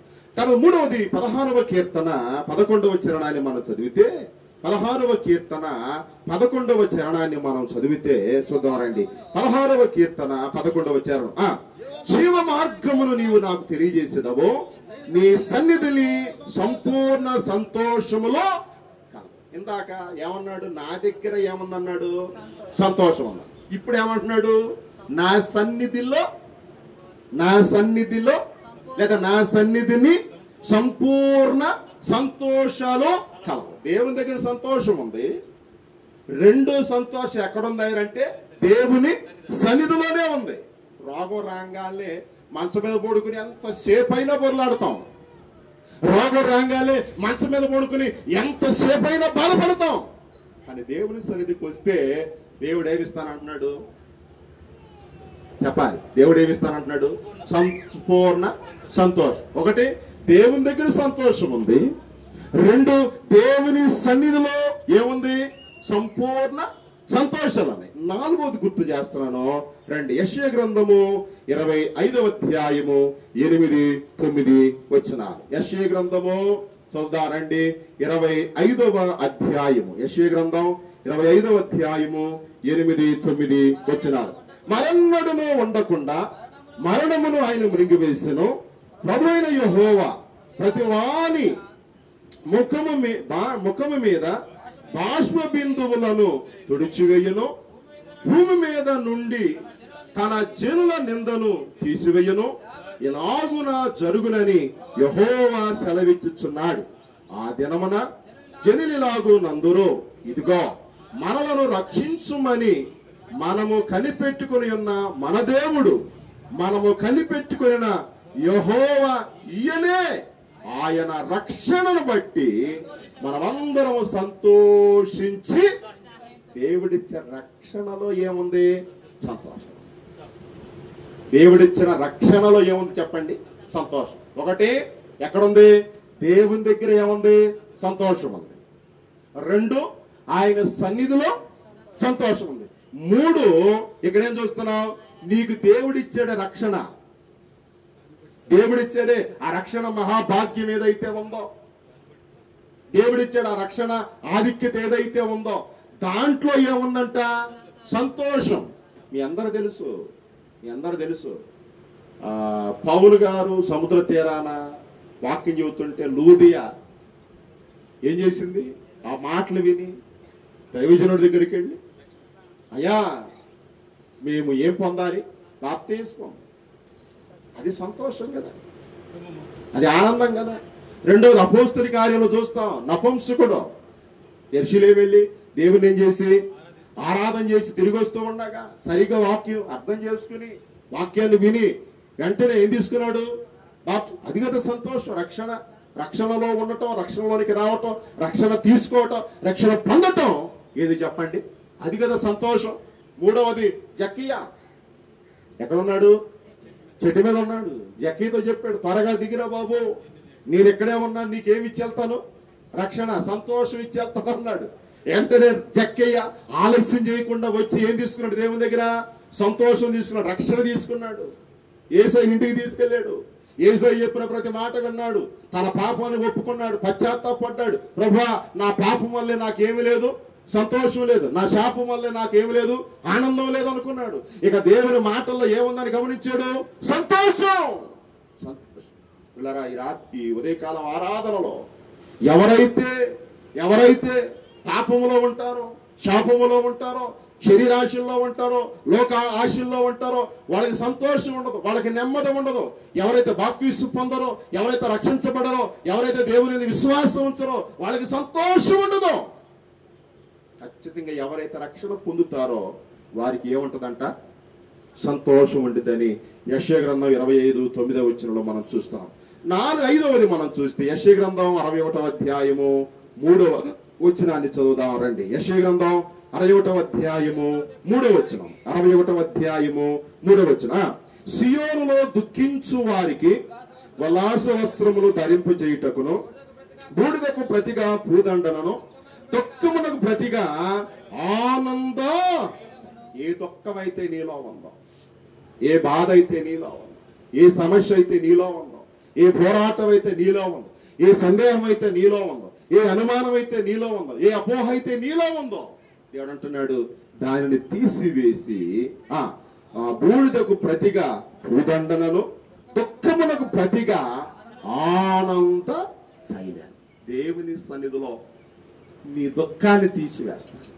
దేవుని సన్నిధిలో నీ బాధను తీసివేస్తాడు. దేవుని సన్నిధిలో నీ శ్రమ ఏదైతే ఉందో దాన్ని తీసివేస్తాడు. దేవుని సన్నిధిలో నీ కలత, నీ కన్నీరు, నీ ఇరుకు, నీ ఇబ్బంది ఏదైతే ఉందో దాన్ని ఆయన ఏం చేసేవాడంట? తీసివేసేవాడని దేవుని వాక్యంలో మనం చూస్తాం. అందుకే ఆఖరిగా యెషయా గ్రంథం గలతీయులకు రాసిన పత్రిక 5వ అధ్యాయం 22వ వచనం ఉంటది. ఆత్మ ఫలాలలో ఒక ఫలము ప్రేమ, రెండవది ఏంటి? సంతోషం. ఒకటి ప్రేమ అయితే రెండవది ఏంటి చెప్పండి? సంతోషం. దేవుని దగ్గర ఏముంది చెప్పండి? సంతోషం ఉంది. కాబట్టి క్రీస్తునందు ప్రియ దేవుని బిడ్డలారా, మీరు గుర్తించండి, నీ దుఃఖం ఏదైతే ఉందో, మీ బాధ ఏదైతే ఉందో, మీ కన్నీరు ఏదైతే ఉందో, మీ శ్రమ ఏదైతే ఉందో దానిని దేవుడు ఎలాగ మార్చేవాడంట? సంతోషంగా మార్చే దేవుడు. ఎలా మారుస్తాడు? ఇప్పుడు అసలు పాయింట్లకు వస్తాం. ఇప్పుడు దాకా చెప్పిన ఏంటంటే జస్ట్ ఆ దుఃఖానికి ప్రతిగా ఏముంది? సంతోషం అని చెప్పాను. ఇప్పుడు ఆ దుఃఖం పోవాలంటే ఖచ్చితంగా మనకు సంతోషం రావాలంటే మనం ఏదో చెయ్యాలి. దేవుడు మన నుంచి ఏదో ఎక్స్పెక్ట్ చేస్తున్నాడు. ఇప్పుడు స్వస్థత కావాలి, ప్రార్థన చేయాల్సిందే. సంతోషం కావాలి, దేవుని సన్నిధికి రావాల్సిందే. ఇంకా లేకపోతే ఏ ఆశీర్వాదంలో పొందాలి, ఖచ్చితంగా ప్రార్థన చేయాల్సిందే. లేకపోతే నీకు ఉద్యోగం రావాలి, నువ్వు ఖచ్చితంగా ఎగ్జామ్ రాయాల్సిందే. ఖచ్చితంగా నీ పంట పండాలి, నువ్వు ఖచ్చితంగా వ్యవసాయం అనేటువంటిది చేయాల్సిందే. అట్లాగా ఖచ్చితంగా నీకు సంతోషం కలగాలంటే, నీ దుఃఖాన్ని తీసివేసి నీకు సంతోషాన్ని ఇవ్వాలంటే నువ్వు కొన్ని చెయ్యాలి. ఇప్పుడు దాన్ని నేను చెప్పిన ఏంటంటే జస్ట్ దేవుని దగ్గర దుఃఖాన్ని తీసివేసి దేవుడు ఏమిచ్చేవాడని చెప్పాను? సంతోషం ఇస్తాడు, సంతోషాన్ని కలిగిస్తాడని చెప్పుకుంటా వచ్చా. ఇప్పుడు మనం ఏం చేస్తే దేవుడు మనకు సంతోషాన్ని ఇస్తాడు? మన దుఃఖాన్ని తీసివేసి మనం ఏం చేస్తే దేవుడు మన దుఃఖాన్ని తీసివేసి మనకు సంతోషాన్ని ఇస్తాడంటే, రండి దేవుని వాక్యంలో మనం ఏం చేయాలంటే, మన దుఃఖం పోవాలంటే, మనకి సంతోషం రావాలంటే ఫస్ట్గా మనం చేయాల్సిన పని ప్రార్థన చేయాలి. ఆమేన్ చెప్పండి ఒకసారి. ఏం చేయాలి చెప్పండి? ప్రార్థన. నీ ప్రతి సమస్యకు, నీ ప్రతి దుఃఖానికి, నీ ప్రతి వేదనకు పరిష్కారం ఏంటంటే ప్రార్థన. ఆమేన్. అందరు చెప్పండి మాట, ప్రార్థన. ఆమేన్. ఇర్మియా గ్రంథం 33:3 ఉంటది, నాకు మొర్రపెట్టుము నేను నీకేమిస్తాను? ఉత్తరం. 2 మత్తయి సువార్త 7:7 అడుగుడి మీకు ఇయ్యబడును, వెదకండి మీకు దొరుకును, తట్టండి మీకు తీయబడును, అడుగు ప్రతి వానికి నేను ఇస్తాను ఇచ్చి వేస్తాను లేకపోతే దయచేస్తానని దేవుడు అక్కడ 21వ వచనంలో గుర్తు చేస్తున్నాడు. నెంబర్ 1, మన దుఃఖం పోయి మనకు సంతోషం కలగాలంటే మనం చేయాల్సిన తక్షణ కర్తవ్యం ఏంటంటే ప్రార్థన చేయాలి. మీరు 2 వారాల క్రితం అంటే మొదటి వారం అనుకుంటా వాళ్ళు మేడగదిలో ఉన్నారు శిష్యులు. యోహాను సువార్తను చూస్తే 20వ అధ్యాయంలో వాళ్ళు దుఃఖిస్తూనే ఉన్నారు కానీ అందరూ ఒక చోటే ఉన్నారు కానీ దుఃఖిస్తూనే ఉన్నారు కానీ అక్కడ వాళ్ళు ప్రార్థన చేసినట్టు ఏమైనా ఉందా? చూడండి, మళ్ళీ ఆ మాట చూస్తారు 20వ అధ్యాయంలోనికి రండి. ఆ మేడగదిలో ఉన్నప్పుడు శిష్యులు వాళ్ళు ఆ మేడగదిలో ఉన్నప్పుడు 20వ అధ్యాయంలో ఆ మాటను ఒకసారి ఆ వచనం చెప్పమ్మా అందరికి. 19వ వచనం చూడయ్యా. ఆదివారం సాయంకాలమున శిష్యులు యూదులకు భయపడి తాము కూడి ఉన్న ఇంటి తలుపులు మూసుకుని ఉండగా యేసు వచ్చి వారి మధ్య నిలిచి మీకు సమాధానం కలుగును. ఇక్కడ భయపడ్డారని ఉంది కదా. ఎవరికి భయపడ్డారు? వాళ్ళు యూదులకు భయపడ్డారని ఉంది. 2, వాళ్ళు కూడి ఉన్న ఇంటి చుట్టూ ఏమేసుకున్నారంట? వాళ్ళు ఎవరు లోపలికి రాకుండా, లోపల ఎవరు కూడా బయటికి వెళ్లకుండా ఏమేసుకున్నారు? వాళ్ళు తలుపులు. ఇప్పుడు ఆ వచనంలో వాళ్ళు ఏమైనా ప్రార్థన చేసినట్టుందా? చెప్పాలి, ఉందా? ఒక్క మాట చెబుతా, ఎవరైతే ప్రార్థన చేయరో వాళ్ళకి భయం ఉంటుంది. ఎవరైతే ప్రార్థన చేయరో వారికి దుఃఖం ఉంటుంది. ఎవరైతే ప్రార్థన చేయరో వారు దాక్కుంటారు. ఇప్పుడు ఆదాముతో దేవుడు చెప్పిన మాట ఏంది? ఆదికాండం 3వ అధ్యాయంలో చెట్టుసాడు దాక్కున్నాడు కదా. ప్రార్థన చేయకే కదా, దేవుని మాట వినకే కదా. ఎక్కడికి వెళ్ళి దాక్కున్నాడు? చెట్టుసాటుకి వెళ్ళి దాక్కుంది. అట్లాగే ఎవరైతే ప్రార్థన చేయరో వాళ్ళకి దుఃఖం ఉంటుంది. ఎవరైతే ప్రార్థన చేయరో వాళ్ళకి బాధ ఉంటుంది. ఎవరైతే ప్రార్థన చేయరో వాళ్ళకి సంతోషం అనేటువంటిది ఉండదు, కలగదు, రాదు అనే విషయాన్ని ఈ ఆదివారం నేను మీకు గుర్తు చేస్తున్నాను. ప్రియ దేవుని సంగమా, దేవుని బిడలారా, చూద్దాం ఒక మాట. దేవుడు మనకి సంతోషాన్ని ఇవ్వాలంటే, ఆ దుఃఖాన్ని తీసివేసి సంతోషాన్ని ఇవ్వాలంటే ప్రార్థన చేయాలి. ఒక మాట ఇర్మియా గ్రంథము 31వ అధ్యాయము 9వ వచనం నుండి 14వ వచనం దాకా చదివితే, ఇర్మియా గ్రంథం 31వ అధ్యాయము 31వ అధ్యాయము 9వ వచనం చదువు తల్లి. ఇర్మియా గ్రంథం 31వ అధ్యాయము 9వ వచనం నుండి చదువుదాం. వారు ఏడ్చుచూ వచ్చెదరు, వారు నన్ను ప్రార్థించుచుండగా నేను వారిని నడిపించెదను. వారు త్రుట్టిల్లకుండా చక్కగా పోవు బాటను నీళ్ల కాలవల యొద్ద వారి నడిపింతును. ఇశ్రాయేలునకు నేను తండ్రిని కనా, ఎఫ్రాయిము నా జ్యేష్ఠ కుమారుడు కడా. జనులారా, యెహోవా మాట వినండి, దూరమైన ద్వీపములోనికి వారిని దానిని ప్రకటింపుడి. ఇశ్రాయేలు చెదరగొట్టబడిన వాడు వారిని సమకూర్చి వీళ్ళ కాపరి తన మందను కాపాడినట్లుగా కాపాడునని తెలియచేయుడి. యెహోవా యాకోబు వంశస్థులను విమోచించుచున్నాడు. వారికంటే బలవంతుడైన వారి చేతిలో నుండి వారిని విడిపించును. వారు వచ్చి సియోను కొండ మీద ఉత్సాహధ్వని చేయుదురు. యెహోవా చేయు ఉపకారమును బట్టి, గోధుమలను బట్టి, ద్రాక్ష రసమును బట్టి, తైలమును బట్టి, గొర్రెలను, పశువులను, పుట్టక పిల్లలను బట్టి సమూహములుగా వచ్చేదు. వారికి ఎన్నటికి కృషింపక నీళ్లు పారు తోటవలే నుందరు. వారి దుఃఖమునకు ప్రతిగా సంతోషం ఇచ్చి వారి ఆదరించేదను. విచారము కొట్టివేసి నేను వారికి ఆనందము కలుగజేయుతును. కనుక కన్యకులు, యవనులు, వృద్ధులు కూడి నాట్యమందు సంతోషించెదరు. కృవుతో యాజకులు సంతోషించెదరు. నా జనులు నా ఉపకారములు తెలుసుకొని తృప్తి పొందెదరు. ఇదే యెహోవా వాక్కు. 9వ వచనంలో మనం చూస్తున్నాం, వారు ఏడ్చుచూ వచ్చేదరు, వారు నన్ను ఏం చేయాలంట? ఇప్పుడు ఏడుపు ఎవరికి వచ్చింది? దుఃఖంలో ఉన్న వాళ్ళకేగా, బాధలో ఉన్న వాళ్ళకేగా. కష్టంలో ఉన్న వాళ్ళకేగా. కాబట్టి శిష్యులకి యేసు ప్రభు చెబుతున్న ఈ చివరి మాటల ద్వారా వాళ్ళకి ఏమొచ్చింది? ఏడుపు, దుఃఖం. ఇప్పుడు దేవుడు అంటున్నాడు, వరే బాబు, మీ దుఃఖం ఏదైతే ఉందో అది పోవాలి అని అంటే, మీ బాధ ఏదైతే ఉందో అది పోవాలి అని అంటే, మళ్ళీ మీకు తిరిగి నా సంతోషాన్ని మీరు పొందుకోవాలంటే మీరు చేయవలసిన పని, వారు ఏడుచుచూ వచ్చేదరో వారు నన్ను ఏం చేయగా? ప్రార్థించగా. అంటే పిల్లరా, మనం మొదటగా గమనించుకోవాలి, మన దుఃఖం పోయి మనకు సంతోషం కలగాలంటే మనం ఏం చేయాలి చెప్పండి? ప్రార్థన చేయాలి. ప్రార్థన అన్ని మార్గాలకు లేదా అన్ని దారులకు ఒకే ఒక్క పరిష్కారం ఏంటి చెప్పండి? ప్రార్థన. ఇప్పుడు యుద్ధం జరుగుతుంది. యుద్ధం నువ్వు చెబితేనో నేను చెబితేనే అది ఆగదు. రెండు క్రైస్తవుల పైన దాడులు జరుగుతున్నాయి. అది నువ్వు చెబుతానో నేను చెబుతానో అది ఆగదు. అయితే కొన్ని క్రైస్తవ సంఘాలు ఆస్తులు నాశనం అవుతున్నాయి. అది నువ్వు చెబుతానో నేను చెబుతానో అది ఆగదు. ఏ రాజకీయ నాయకుడు చెప్పిన ఆగదు, ఏ ప్రభుత్వాలు చెప్పిన ఆగవయ్యి. కానీ ఏ వ్యక్తి అయినా ఆగాలి, ఏ వ్యక్తి అయినా మారాలి, ఏ వ్యక్తి అయినా కదిలించబడాలనంటే ఒకే ఒక్క పరిష్కారం, ఒకే ఒక్క మార్గం. అదేంటో తెలుసా? ప్రార్థన. ఆమేన్, హల్లెలూయా. ఏంటి చెప్పండి? ప్రార్థన. పిల్లరా, మన ఆంధ్ర ఇవాంజలికల్ లూథరన్ సంఘం ఇది ఏదో మాటలతో కట్టబడిన సంఘం కాదు. ఇది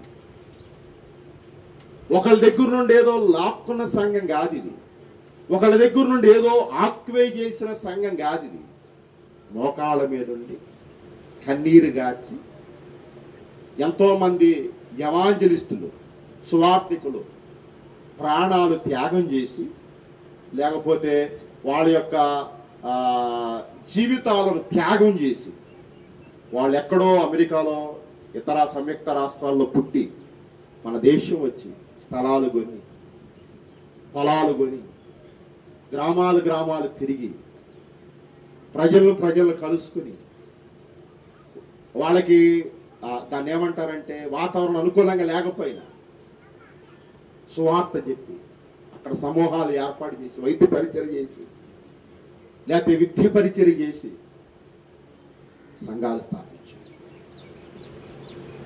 వాళ్ళు చేసిన త్యాగం ఇది. ఇప్పుడు నేను ఈ సంఘాన్ని నేను కట్టానంటే ఎవరు నమ్మొద్దు. ఈ సంఘాన్ని కట్టింది ఎవరు? ఆనాడున్నటువంటి మన ఏలిసి నాయకులు, మన పితరులు.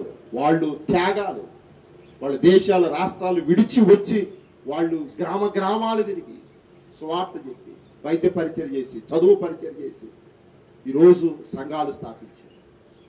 ఈరోజు మనం ఇక్కడ కూర్చున్నామనంటే ఆ రోజు మన పితరులు లేకపోతే మన పెద్దలు ఆనాడు మన నాయకులు చేసినటువంటి త్యాగం ఇది.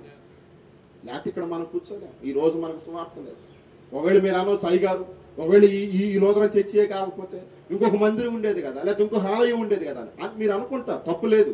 కానీ నేను ఒకటి గుర్తు చేస్తాను, అసలు ఇక్కడ సువార్తే లేకపోతే వాళ్ళే మాత్రం ఎక్కడి నుంచి వస్తారు? ఆ మందిరాలు మాత్రం ఎక్కడి నుంచి వస్తాయి? కాబట్టి ఇది మీరు గుర్తించుకోవాలని ఈ రోజు నేను మీకు గుర్తు చేస్తున్నాను. కాబట్టి ఏదైనా సరే పరిష్కార మార్గం ఎక్కడుందాయనంటే, మన దుఃఖానికి విరుగుడు ఎక్కడుందాయనంటే, మనకి సంతోషానికి మార్గం ఎక్కడుందాయనంటే ప్రార్థన. ఆమేన్, హల్లెలూయా.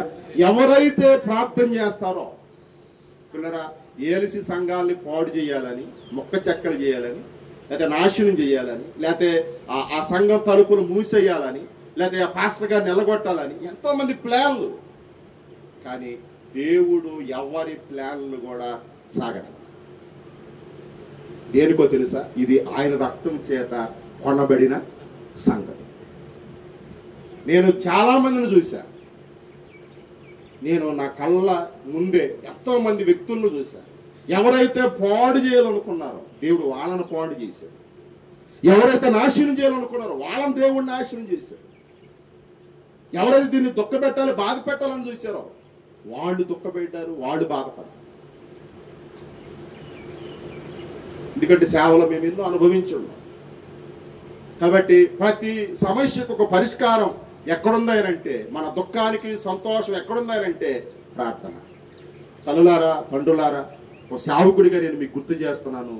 నువ్వు సన్నిధికి వస్తున్నావు, వాక్యం వింటున్నావు, అంతవరకు బాగానే ఉంది. వ్యక్తిగతంగా నీకు ప్రార్థన ఉందా? వ్యక్తిగతంగా కుటుంబంలో ప్రార్థన చేస్తున్నావా? బహుశా వేళ మీద ఉంటారేమో అలాంటి వాడు. వేళ మీద కొంత టయాన్ని కేటాయించి, కొంత సమయాన్ని కేటాయించి, నీ దుఃఖం ఏదైతే ఉందో, నీ బాధ ఏదైతే ఉందో, నీ సమస్య ఏదైతే ఉందో, నీ రోగం ఏదైతే ఉందో, నీ బలహీనత ఏదైతే ఉందో, దాన్ని పోవటానికి కొంత టైం కేటాయించి, ప్రభువా ఈ రోగం ఎందుకు వచ్చింది, ఈ సమస్య ఎందుకు వచ్చింది, ఈ కష్టం ఎందుకు వచ్చింది, ఈ ఊరికి ఎందుకు వచ్చిందని కనిపెట్టి ప్రార్థన చేశావా? కనిపెట్టి దేవునికి మొరపెట్టావా? కనిపెట్టి దేవునికి కృతజ్ఞతాస్తుతులు, థ్యాంక్స్ గివింగ్ చెప్పావా? లేదు. మరలా నా 2 చేతులు జోడించి చెబుతున్నాను, నీ దుఃఖానికి విరుగుడు, నీకు కావలసిన సంతోషం నీకు దొరకాలనంటే నువ్వు చేయాల్సింది, సంఘం చేయాల్సింది, మనం చేయాల్సింది ఏంటో తెలుసా? ప్రార్థన. నీ దీపాన్ని వెలిగించుకో, నీ ప్రార్థనా దీవిటిని వెలిగించుకో. నీ ప్రార్థన ధూపం ఎక్కడైతే ఆగిందో మళ్ళా ధూపాన్ని మండించు, రగిలించు. ఇది మన యేసన్న గారు రాశాడే, అగ్ని మండించు, నాలో అగ్ని మండించు పారీషు. ఆ పాట పాడటం కాదు, రగలాలంటే నువ్వేం చేయాలి? ఇక్కడ చెప్పాలి. రగలాలంటే ఇక్కడ నువ్వేం చేయాలి? ప్రార్థన చేయాలి. ప్రార్థన లేకుండా ఎక్కడ రగులుతావు నువ్వు? ప్రార్థన లేకుండా ఎక్కడ మండుతావు నువ్వు? నీకేం ప్రార్థన చేయవు, నేనే రగలాలి. ఎక్కడ రగులుతావు? ప్రార్థన చేయవు, నువ్వు మండాలి. ఎట్ట మండుతావు? కొంత సమయాన్ని కేటాయించి ప్రభు సన్నిధిలో మోకరించి, ప్రభువా ఈ దుఃఖానికి వీరుగుడేంది? ప్రార్థన చేయి. దేవుడు అదే చెప్పాడు ఇందాక ఇర్మీయా గ్రంథం 33:3, నాకు మీరేం చేయండి? మొరపెట్టండి.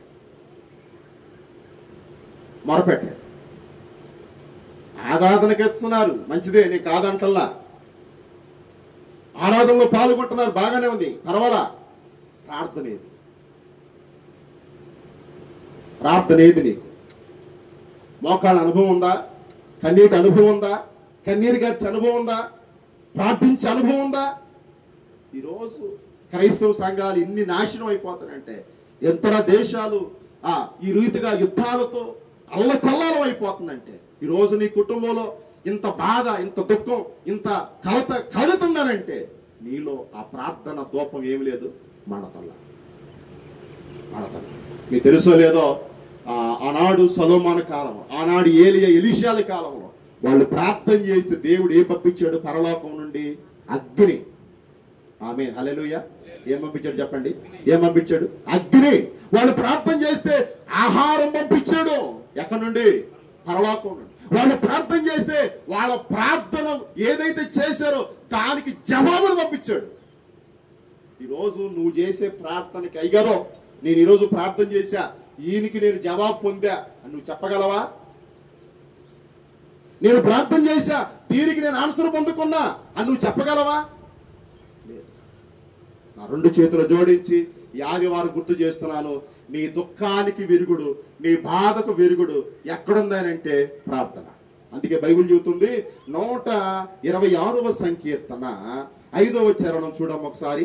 126వ సంకీర్తన 5వ చరణం. 126వ సంకీర్తన 5వ చరణం చదువునా?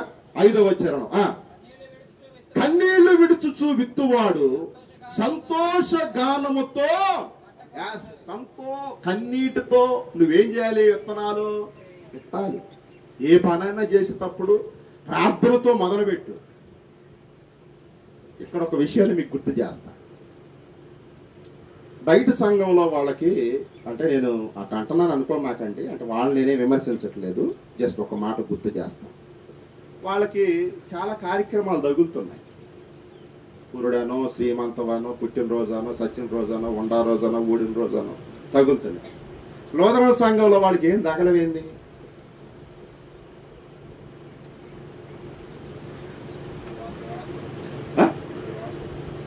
నేను వాళ్ళని విమర్శించట్లా తల్లి, మళ్ళీ మీరు కడుపులో పెట్టుకుని నా మీద రాళ్ళు ఇసరమాకండి. వాళ్ళ సంఘంలో వాళ్ళకి పురుడో, శ్రీమంతమో, పుట్టినరోజో, చచ్చిన రోజో, బ్రతికిన రోజో, ఉండా రోజో, బూడిన రోజో కనబడుతుంది. మన తెలియకుండా సీక్రెట్లుగా చేయాల్సినవి జరిగిపోతున్నాయి, అయిపోతున్నాయి, అన్నీ జరిగిపోతున్నాయి. అంటే ఇంత సంఘం ఉండి మీ ఇళ్లలో ఏ కార్యక్రమాలు జరగట్లేదా? ఏ రోజన్నా లెంట డేస్ మనం మొదలుపెట్టాం మార్చి 5వ తారీఖు, దానికి ముందు జనవరి 1వ తారీఖు ప్రారంభం చేశా. ఇంతవరకు సరైనటువంటి కుటుంబ ప్రార్థన ఒకటి జరపల. 5వ నెల ఈరోజు తారీఖు ఎంత? 11 రోజులైంది. 5వ నెల ఈరోజు 11వ తారీఖు అయింది. ఏదో ఆదివారం వస్తున్నారు, మీరేదో అనుకుంటున్నారే 100, 250, 10, 5, 2, 1 రూపాయి వేసేవాళ్ళు ఉండాలి. మా తల్లులు ఇక్కడ సందా పెట్టి ఆయన అడగండి, సందా తీసుకున్నామని అడగండి. రూపాయి వేసే మహానుభావులు కూడా ఫస్ట్ ఆరాధనలో కూడా ఉండాలి. ఇంకా అయిపోయి వీళ్ళు తెలివి నేర్చు పిల్లలు వేసారేమో, పిల్లలకి ఆ రూపాయి ఆడి నుంచి వచ్చింది, నువ్వు ఇస్తేనేగా. సిగ్గులేదు నీకు ఆ మాట చెప్పుకోవటానికి. ఒక చిన్న పిల్ల రాత్రి సండే స్కూల్కి వచ్చిన పిల్ల రాజేష్ ఒక చిన్న పిల్ల నీ కానుకేలా, ఇక్కడ కానుక పడుతున్నావు నువ్వు, కానుకేలా నీకు. కానీ ఆ పిల్ల 10 రూపాయలు బిళ్ళ తీసుకొచ్చి నా చేతిలో పెట్టింది. మీరు అందరూ వెళ్ళిపోయిన తర్వాత నేను ఇక్కడే కూర్చున్నాను. ఒక చిన్న పిల్ల అంకుల్ అయ్యగారండి నేను కానుక వేయలేదని చెప్పి 10 రూపాయల బిళ్ళ తీసుకొచ్చి నా చేతిలో పెట్టింది. ఆ పిల్ల విశ్వాసాన్ని చూసి రాత్రి నేను ఎంతో ఆశ్చర్యపోయాను. అంటే ఆ 10 రూపాయల బిళ్ళ ఆ పిల్లకి ఎక్కడి నుంచి వచ్చింది? ఆ తల్లిదండ్రులు ఇచ్చారు కాబట్టి. ఆ 10 రూపాయల్లో రూపాయి కూడా కొనుక్కోకుండా ఎక్కడ తీసుకొచ్చింది? అది త్యాగం, సమర్పణ. అంటే ఈ రోజుకి ఇంకా రూపాయి 2 పడుతున్నాయి అని అంటే దాని అర్థం ఏంటి? ఒక తల్లికి నువ్వు ఇంకా ఎవరికి ఇస్తున్నావు?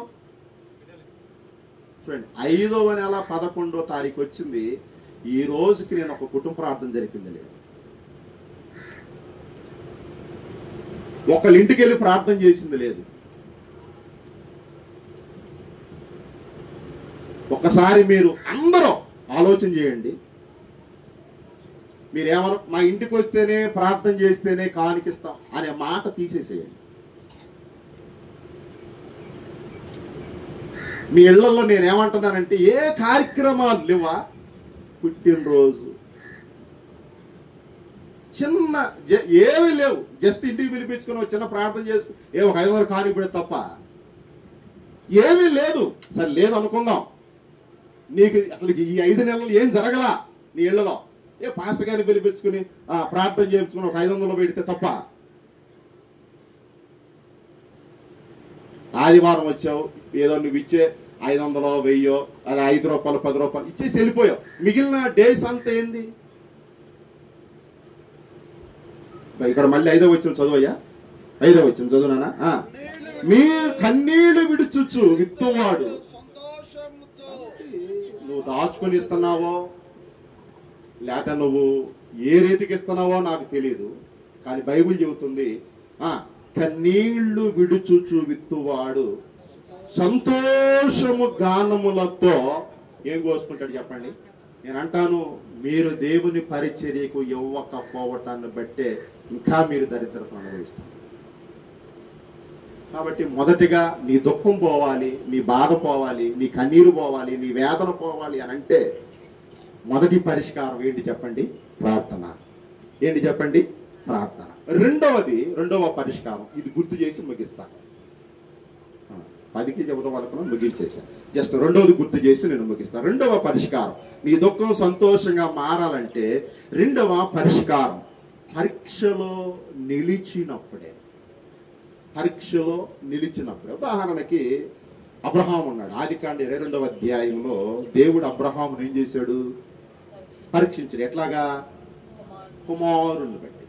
ఒకవేళ దేవుడు నిన్ను ఏ విషయంలో నన్ను పరీక్షించాడా? చదువుతారన్నమాట. ఎవరన్నా తల్లి చెప్పండి, అయ్యగారు నన్ను దీంట్లో పరీక్షించాడు అయ్యగారు దేవుడు, లేదా నన్ను దేవుడు దీంట్లో పరీక్షించాడు అయ్యగారు అని ఎవరైనా చెబుతారా? రెండవది, కొరింథీయులకు రాసిన పత్రికలో పౌలు గారు ఒక మాట అంటాడు, నేను అధికంగా ఎచ్చిపోకుండా 11వ అధ్యాయం 12వ అధ్యాయం 11వ అధ్యాయమే, నేను అధికంగా ఇచ్చిపోకుండా నిమిత్తము నా శరీరంలో ఏముంది? ఒక ముళ్ళు ఉంది అన్నాడు. గమనించండి జాగ్రత్తగా. ఈయన సేవకుడు, ఆయన సేవకుడే. అబ్రహాం గారు సేవకుడే, ఈయన కూడా ఎవరు చెప్పండి? సేవకుడు. ఇద్దరు సేవకులే, ఇద్దరు దైవజనులు, దేవుని బిడ్డలే. దేవుడు అబ్రహాముని కూడా పరీక్షించాడు. ఇక్కడ పౌలు అన్నను కూడా ఏం చేస్తాడు చెప్పండి? పరీక్షిస్తున్నాడు. తన శరీరంలో ఏముందంట? ఒక మిల్లు ఉంది. ఇప్పుడు పౌలు గారు దేవస్థానంలోకి వెళ్ళి అక్కడే ఉంటది, ముమ్మారు దేవునికి ఏం చేస్తున్నాడు? ప్రార్థన. అదా ముమ్మారు దేవునికి ఏం చేస్తున్నాడు చెప్పండి? ప్రార్థన. ఏమని? ప్రభువా, ఈ ముళ్ళు నాకెందుకు ఉంది? నాకు ఈ పరీక్ష ఏంది? నాకు ఈ సమస్య ఏంది? నీ సేవ కదా నేను చేస్తుంది, నీ పని కదా నేను చేస్తుంది, నీ కార్యక్రమంలో నిమగ్నమయ్యాను కదా. నా మతుకైతే బ్రతుకుట, క్రీస్తు చావైతే నాకేంది లాభం అనుకుని నీ సేవ చేస్తా. అలాంటి కష్టపడి సేవ చేస్తున్న నాకు ఏంటి ఈ పరీక్ష అని పౌలు గారు దేవుని అడగతంటే, దేవుడు పౌలు గారికి ఇచ్చిన అభయం ఏంటి? అక్కడే ఉంటది, నా కృప నీకు చాలు. ఎస్, దేవుని కృప లేకపోతే మనం ఏమి కూడా చేయలేము. దేవుని కృప లేకపోతే మన వల్ల ఏమి కాదు. చాలా మంది అనుకుంటారు, ఎండలైనా వానలైనా పిడుగులైనా కరెంట్ ఉన్నా లేకపోయినా నాకేమండి, నేను లజ్జగా బతుకుతానంటారు. నేను అంటాను, కరెంట్ ఉన్నా లేకపోయినా బతకొచ్చు, డబ్బులున్నా లేకపోయినా బ్రతకొచ్చు, కానీ దేవుని కృప లేకపోతే చెప్పాలి, నీ కృప లేకపోతే నేనేం చేయలేను, జీవించలేను. నీ కృప నాకు చాలును, నీ కృప లేనిది నే బ్రతుకలేను.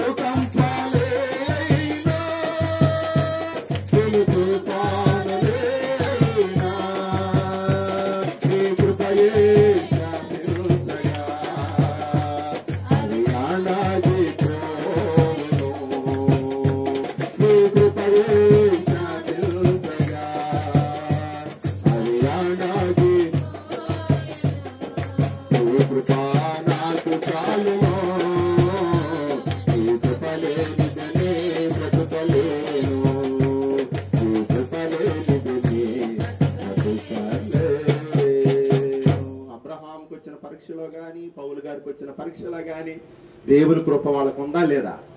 ఉందా లేదా?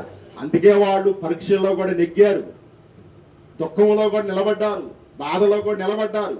ఈరోజు నీవు దుఃఖంలో బాధలు ఎందుకు నిలబడలేకపోతున్నామనంటే, నేను దేవుని మన బాధలో మనం ఎందుకు నేను నిలబడలేకపోతున్నామనంటే మనకేమి లేదు, దేవుని కృప. కాబట్టి ఒకటి, ప్రార్థించాలి ఆ దుఃఖం నుండి విడుదల కొరకు. రెండవది, పరీక్షలో మనం ఏమవ్వాలి? నిలిచినప్పుడే మనకేం కలిగింది చెప్పండి? సంతోషం. చూద్దాం ఆ మాట. పేతురు గారు రాసిన మొదటి పత్రిక 1వ అధ్యాయము 6వ వచనం నుండి చదువమ్మా. పేతురు గారు రాసిన మొదటి పత్రిక 1వ అధ్యాయము 6 నుండి. ఇందువలన మీరు మిక్కిలి ఆనందించుచున్నారు గాని అవసరమును బట్టి నానా విధములైన శోధనల చేత ప్రస్తుతము కొంచెము కాలము మీకు దుఃఖము కలుగుచున్నది.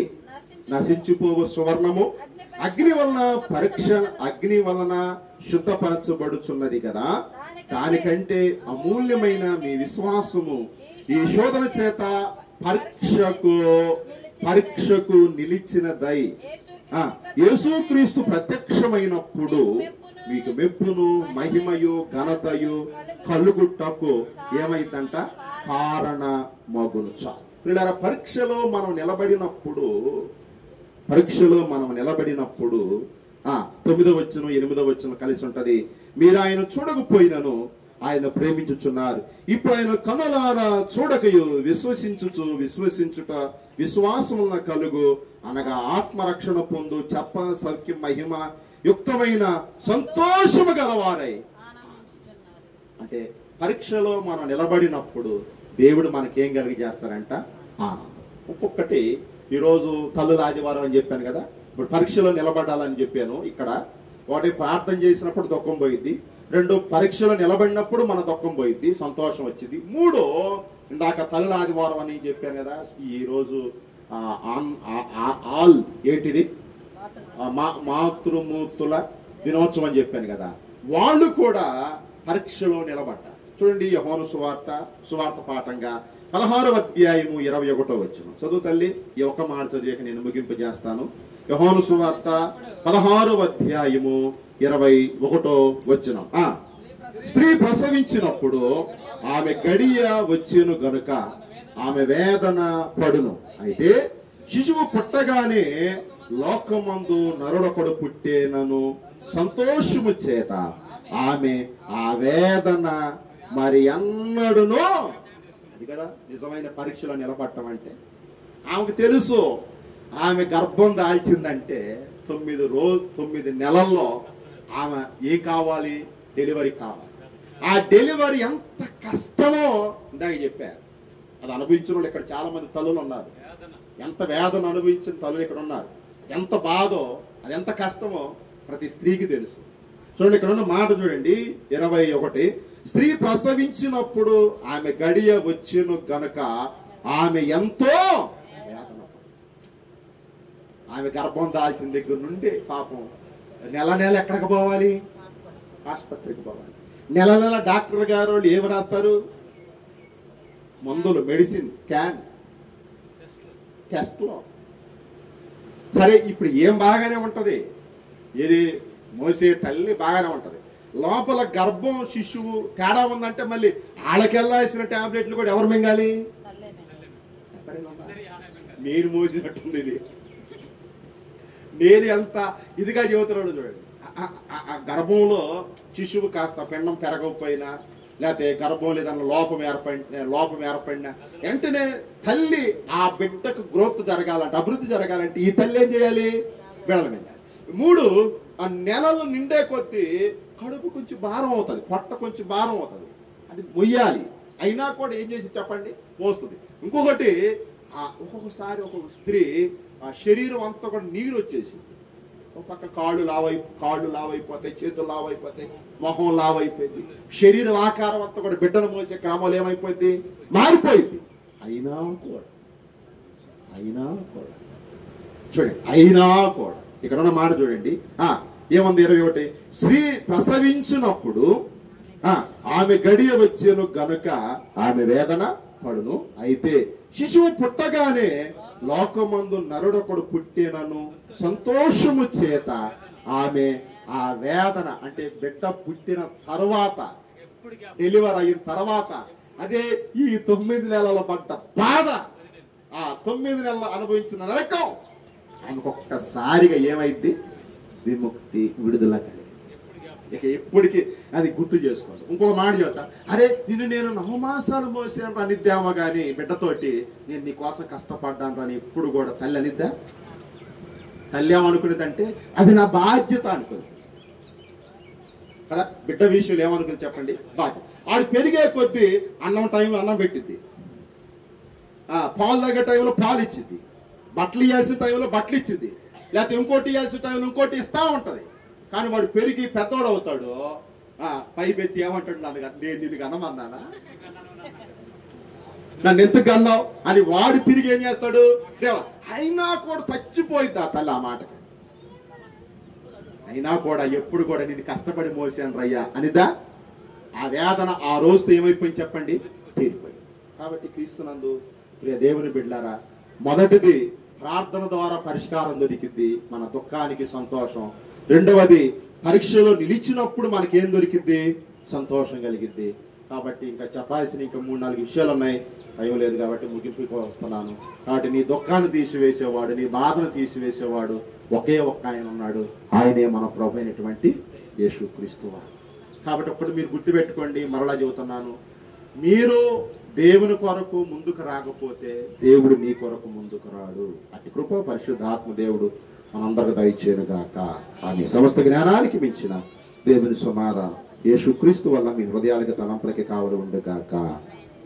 ఆమేన్. దేవా శుద్ధ హృదయము కలుగా నాయా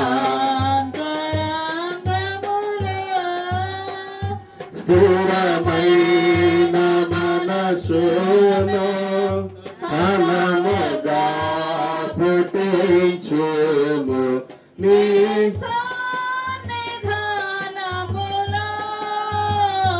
నుండి నాను త్రోసివేయకుము నీ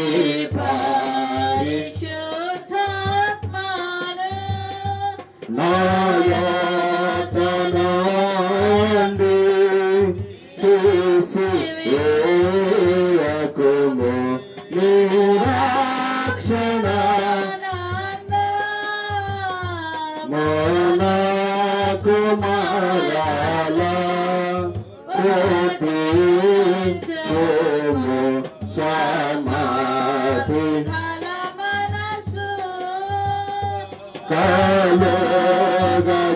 కలుగజేసి నన్ను దృఢపరచుము.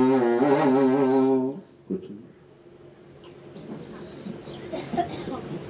ఈ సమయంలో ఎవరైనా కృతజ్ఞత కానుక కానీ దర్శనం భాగంగా ఇచ్చేవాళ్ళు ఉంటే లేచి ముందుకు రావాల్సిందిగా దేవుని నామంలో మీకు నేను మనవి చేస్తూ ఉన్నాను. ఎవరైనా కృతజ్ఞత కానుక దర్శనం భాగం ఇచ్చేవాళ్ళు ఉంటే లేచి ముందుకు రావాల్సిందిగా దేవుని నామంలో మనవి చేస్తూ ఉన్నాను.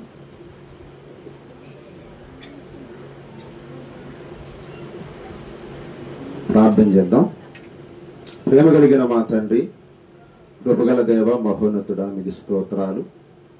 నీ సన్నిధికి వచ్చి నీ సన్నిధిలో నిలబడి ఇచ్చిన కానుక దీవించి ఆస్వాదించి ఏది ఇచ్చారో ఎంత ఇచ్చారో అంతకు రెట్టింపని దీవిన ఆశీర్వాదం బిడ్డలకు కుటుంబాలకు సమృద్ధిగా దయచేయమని క్రీస్తు పేరుతో ప్రార్థించి పొంది ఉన్నాం పరమ తండ్రి. పాడుపడుతుండగా సంఘ కానుకలు తీసుకుందాం. పాడుపడుతుండగా సంఘ కానుకలు తీసుకుందాం. నీ ధనము నీ ఘనము ప్రభు యేసుదే, నీ దశమ భాగముని వెనుదీతువా, వెనుదీతువా. నీ ధనము నీ ఘనము ప్రభు యేసుదే, నీ దశమ భాగముని వెనుదీతువా, వెనుదీతువా.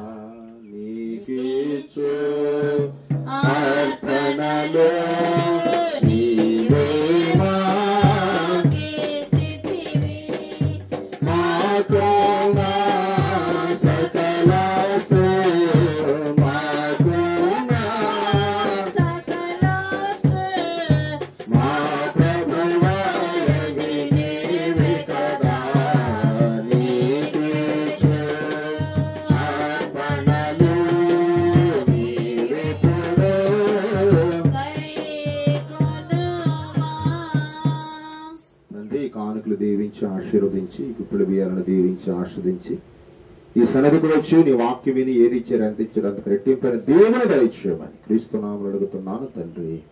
ఆమేన్. కూర్చోండి. ఈ సమయంలో చిన్న సాక్ష్యం ఉందాం. ఆ తర్వాత ఒక చిన్న ప్రకటన ఉంది, దాన్ని మనం చెప్పుకుని ఈ ఆరాధన ముగించుకుందాం. ఒక చిన్న సాక్ష్యం మైకి అండి, ఒక చిన్న సాక్ష్యం విందాం. ఈ సమయంలో సుందరమ్మ ఒక చిన్న సాక్ష్యం చెప్పి అందరూ కూడా ఈ సాక్ష్యాన్ని విందాం.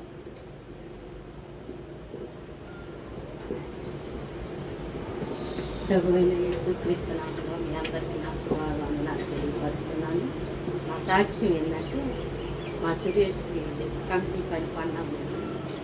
8 సంవత్సరాలు అవుతుంది. పన్నాక చాలామంది అందరూ ఎందుకు పన్నారు ఆ పని ఇవాళ దాకా డబ్బులు కట్టారు, పొలం అమ్ముకున్నారని కూడా అన్నారు. అంటే నేను అక్కడి నుంచి కూడా అయినా బాధపడలా. మా పిల్లలు అన్నారు, ఎందుకు నాన్న పని లేకపోయినా కానీ పొలం అమ్మి కొన్నావు అని మా పిల్లలు కూడా. అయితే పిల్లలకి వాళ్ళిద్దరికి కూడా చెప్పలా, పెద్దోళ్ళకి కూడా. నాన్న సొంతగానే మరి రా నువ్వు బడికి వెళ్ళకుండా నాతో పాటు నేలపాత పెట్టా అన్నాడు. అంటే వాడు ఇంకేం చేస్తా, బడికి వెళ్ళకుండా నేలపాత పెట్టారు బజ్జీ సెట్లకి.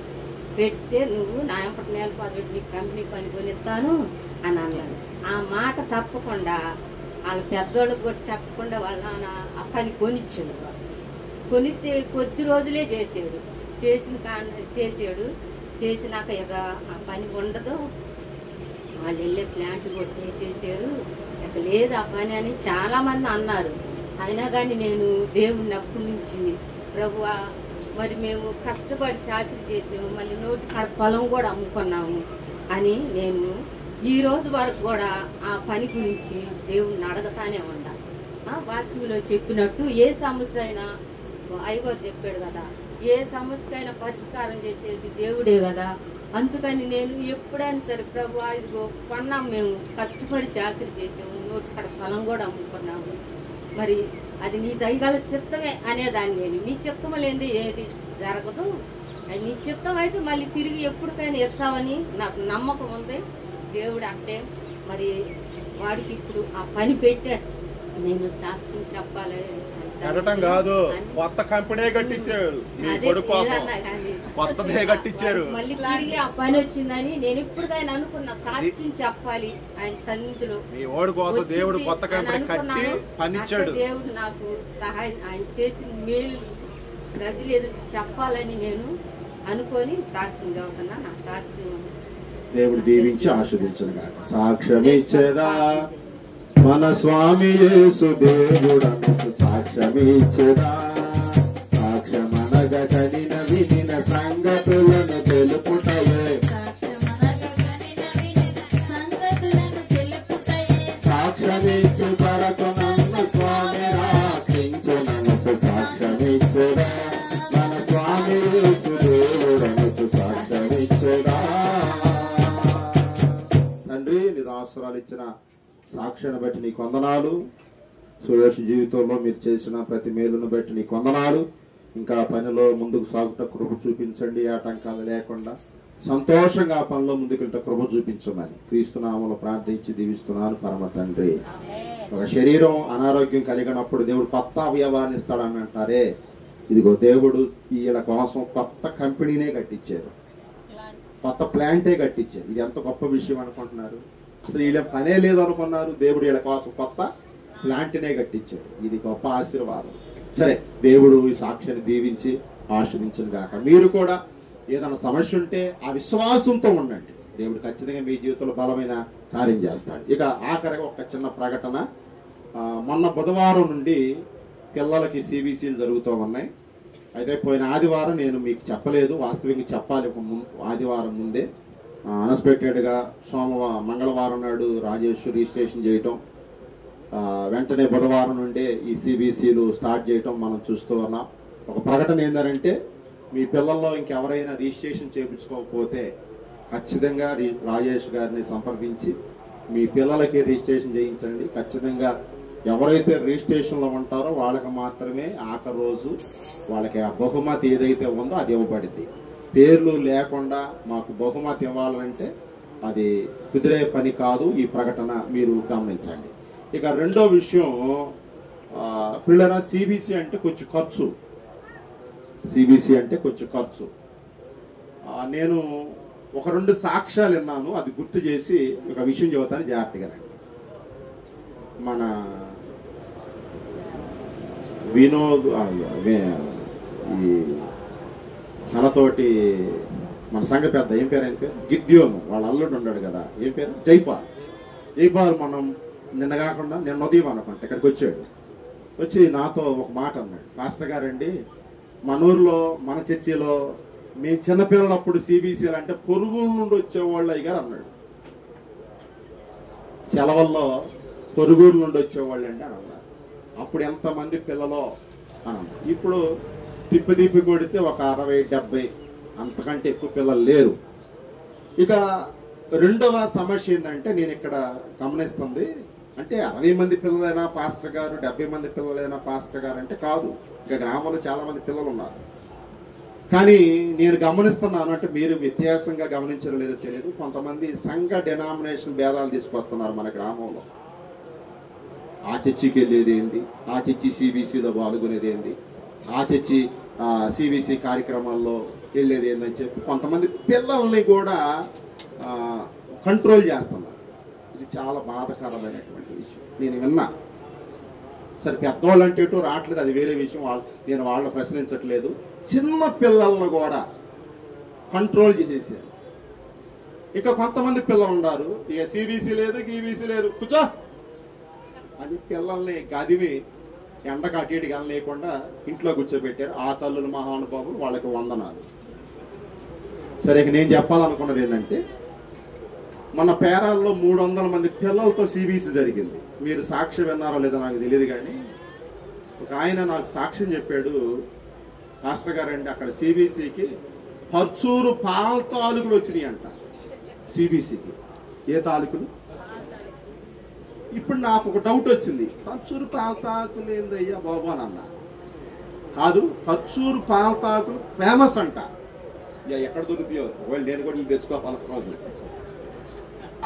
అవి ఫేమస్ కాబట్టి ఈ సిబిసిలు 300 మంది పిల్లలు అక్కడ జరిగే విధానాన్ని గమనించి ఎవరో ఒక ఆమె ప్రేరేపించబడి స్పాన్సర్ చేసిందంట పర్చూరు పాల తాలూకులు. ఇది చూసిన ఒక ఆమె, అరే పర్చూరు పాల తాలూకులకు పంపించింది కాబట్టి ఇప్పుడు కాకినాడ కాజా కాదు, ఏదో ఊరు నుండి బెల్లమన్నం పంపించిందంట, పాశమన్నం పంపించిందంట ఆ రోజు సాయంత్రం. నేను మిమ్మల్ని అంత త్యాగం చేయమంటలేదు, చేస్తే సంతోషం, చేయకపోతే ఇంకా సంతోషం, దయచేపట్ట పెట్టండి. ఇది నేను చెప్పే సాక్ష్యం. అయితే మన బుధవారం నుండి మనకి సిబిసిలు జరుగుతున్నాయి. సిబిసి అంటే కొంచెం ఖర్చు ఉంటుంది. ఉదయం సాయంత్రం పిల్లలకి కాస్త పలహారాలు ఇవ్వాల్సిన పరిస్థితి. ఇప్పటికే చాలా మంది ఇచ్చారు, ఇంకా కొంతమంది ఇవ్వడానికి సిద్ధంగా ఉన్నారు. ఈ రోజు సాయంత్రం నుంచి బుధవారం వరకు, ఇంకా అంటే వారం రోజులు అనుకున్నారు, 7 రోజులు అనుకున్నారు, బుధవారం వరకే జరిగింది. ఉదయం కానీ సాయంత్రం కానీ ఎవరన్నా చిన్నపిల్లలకి, ఎందుకంటే బైబిల్ చెబుతుంది చిన్న బిడ్డలు ఏం చేయొద్దు, ఆటంకపరచొద్దు, ఎలాంటి వారిది ఏంటంట పర్వం. చిన్న బిడ్డలకు సహాయం చేస్తే ఆ పుణ్యం ఎక్కడికి పోదు, ఇంకా దేవుని పనికి ఇస్తే ఇంకా ఎక్కడికి పోదు. కాబట్టి ఎవరైనా పలహారాలు ఇవ్వాలనుకుంటే ఇవ్వండి. లేదు అయ్యా మరి పలహారాలు ఎక్కువైపోతే, మరి వచ్చే ఆదివారం ఫంక్షన్ ఉంది, ప్రైజులు కొనాలి, మరి స్టేజీ, ఇంకా పిల్లలకి కొన్ని కార్యక్రమాలు చేయాలి, ఈ వారం రోజులు జరిగిన దానికి ఫస్ట్ సెకండ్ ప్రైజులు ఇవ్వాలి, కొన్ని కార్యక్రమాలు ఉన్నాయి. ఏదన్నా మీ వంతుగా ఒక 500, ఒక 1000, ఒక 2000 రాజేష్ గారికి అందిస్తే ఆ కార్యక్రమానికి మీరు సపోర్ట్ చేసిన వాళ్ళు అవుతారు. ఇది నేను చెప్పాలనుకున్నటువంటి విషయం. బుధవారంతో అది అయిపోయింది. గురువారం నాడు ఈ వారం రోజులు సిబిసిలు జరిగిన శుభతరుణాన లవ్ ఫీస్ట్ కార్యక్రమం, అంటే సముద్రానికి వెళ్ళి సముద్రంలో ఏం చేయటం, స్నానం. కాబట్టి తల్లిదండ్రులు అయినటువంటి వారు మీరు గుర్తుంచుకోండి, గురువారం లవ్ ఫీస్ట్ ఉంటుంది. ఖచ్చితంగా మీ బిడ్డలతో పాటు మీరు కూడా రండి, ఆ లవ్ ఫీస్ట్ కార్యక్రమంలో పాల్గొనండి. వచ్చే ఆదివారం ఈ వారం రోజులు సిబిసిలు జరిగిన శుభతరుణాన వచ్చే ఆదివారం సాయంత్రం భారీ ఫంక్షన్ ఇక్కడ ఏర్పాటు చేయడం జరుగుతుంది. ఇది మీరు బాగా గుర్తుపెట్టుకోండి.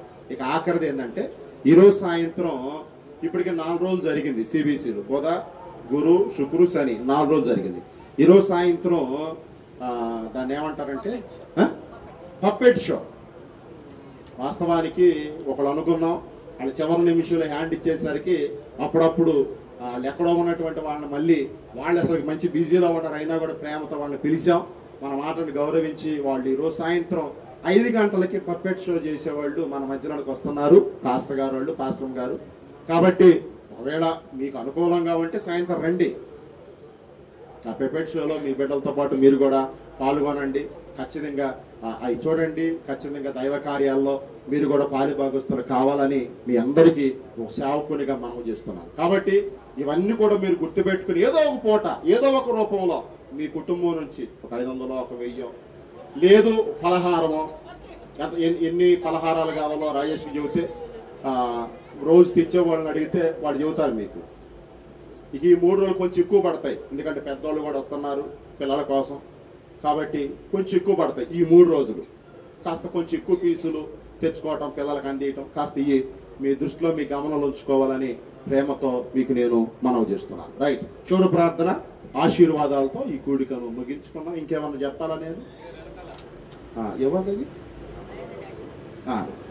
మిక్కిలి యెహోషువ గారి కుటుంబం నుండి ఈ ఉదయకాలం కలహారం ఏర్పాటు చేయడం జరుగుతూ ఉంది. వాళ్ళ కోసం ఒక చిన్న ప్రార్థన చేద్దాం. ప్రేమ కలిగిన మా తండ్రి, కృపగల దేవ, మహోన్నతుడా, మీకు స్తోత్రాలు. ఈ ఆరాధన ద్వారా మీరు మహిమను పొందారు, ఈ ఆరాధన ద్వారా మీరు ఘనతను పొందారు, ఈ ఆరాధన ద్వారా మీరు ప్రభావాలు ఆరోపించుకున్నారు. అందుకు నీ స్తోత్రాలు.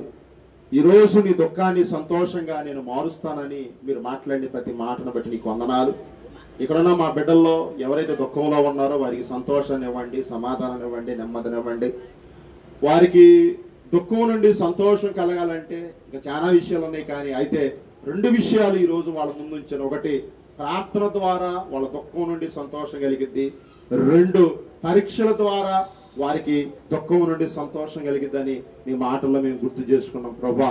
కాబట్టి ఎన్ని దుఃఖాలు, ఎన్ని బాధలు, ఎన్ని ఇరుకులు, ఇబ్బందులు ఉన్నా సరే సంతోషించేవారిగా, ఆనందించేవారిగా, నీలో ముందుకు సాగేవారిగా మా బిడ్డలు మీరు సిద్ధపరచండి. మా గ్రామాన్ని, సంఘాన్ని, ప్రతి కుటుంబాన్ని, ప్రతి బిడ్డను దీవించండి ప్రభా, మీరు ఆస్వాదించండి. ఎత్తబడిన మాటలు వారి హృదయాలు పదిలపరచుమని ఆయన ఇచ్చిన కానుకలు కూడా దీవించి మీ రాజ్యంలో మీ మహిమలో వాడుకోనండి. గుప్పిడి వేలను కూడా దీవించి ఆస్వాదించి మీ మహిమలో వాడుకోనండి. ముఖ్యంగా పలహారం ఇచ్చిన కుటుంబం కొరకు ప్రార్థన చేస్తున్నాం. యెహోషువ గారిని, సుందరమ్మ గారిని, 3 కుమారులు, కోడలు, మన సంతానాన్ని దీవించండి ప్రభు, ఆస్వాదించమని ప్రార్థన చేస్తున్నాం. రెట్టింపైన ప్రతిఫలాలు ఆ కుటుంబాలకు మీరు దయచేయమని యేసు క్రీస్తు పరిశుద్ధ నామమందే ప్రార్థించి పొందుతున్నాం పరమ తండ్రి. ప్రలోకమందున మా తండ్రి, నీ నామం పరిశుద్ధ పరచబడును గాక, రాజ్యం వచ్చు గాక, నీ చిత్తం ప్రలోకమందు నెరవేరినట్లు భూమి నెరవేర్చబడును గాక. మన హారవేరు మాకు దయచి మళ్ళీ అపరాధములు చేసిన వారు క్షమించిన ప్రకారం మా అపరాధములు క్షమించండి. దుష్టుడు తప్పించి రాజ్యము, శక్తి, మహిమ నిరంతరం నీవై ఉన్నావు తండ్రి. ఆమేన్. ప్రభువుని ఆశీర్వదించును కాపాడుగాక. ప్రభు నీకు తన సన్నిధిని ప్రకాశింపజేసి కరుణించుగాక. ప్రభు నీ మీద తన సన్నిధిని కాంతిని ఉదయింపజేసి నీకు సమాధానము కలుగు చేయుగాక.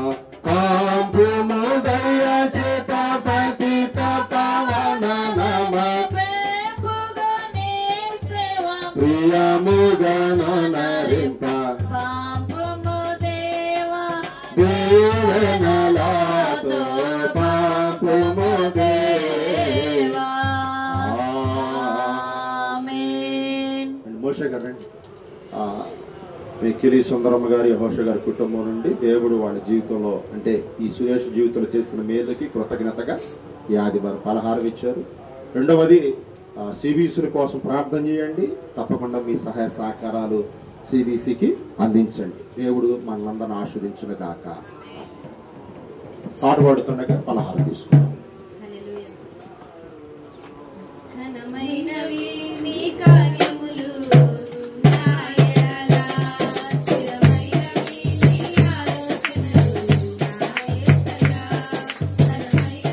నీ కార్యములు,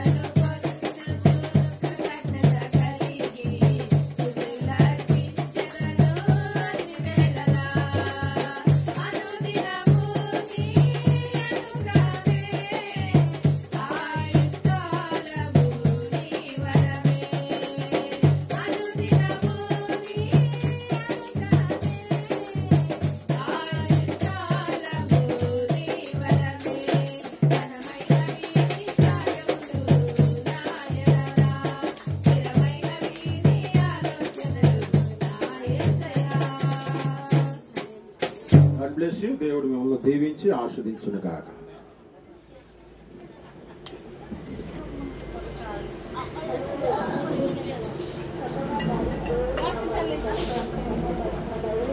రెండో ఆరాధనకు వచ్చేవాళ్ళు గమనించండి, 12ంటికి కరెక్ట్గా రావాలి. పైన రేకులు కొంచెం ఇబ్బందికరంగా ఉంటది కనుక కరెక్ట్గా 12ంటికి మీరు రావాలి. ఈ ప్రకటన రెండో ఆరాధనకు వచ్చే వాళ్ళందరూ కూడా గమనించండి.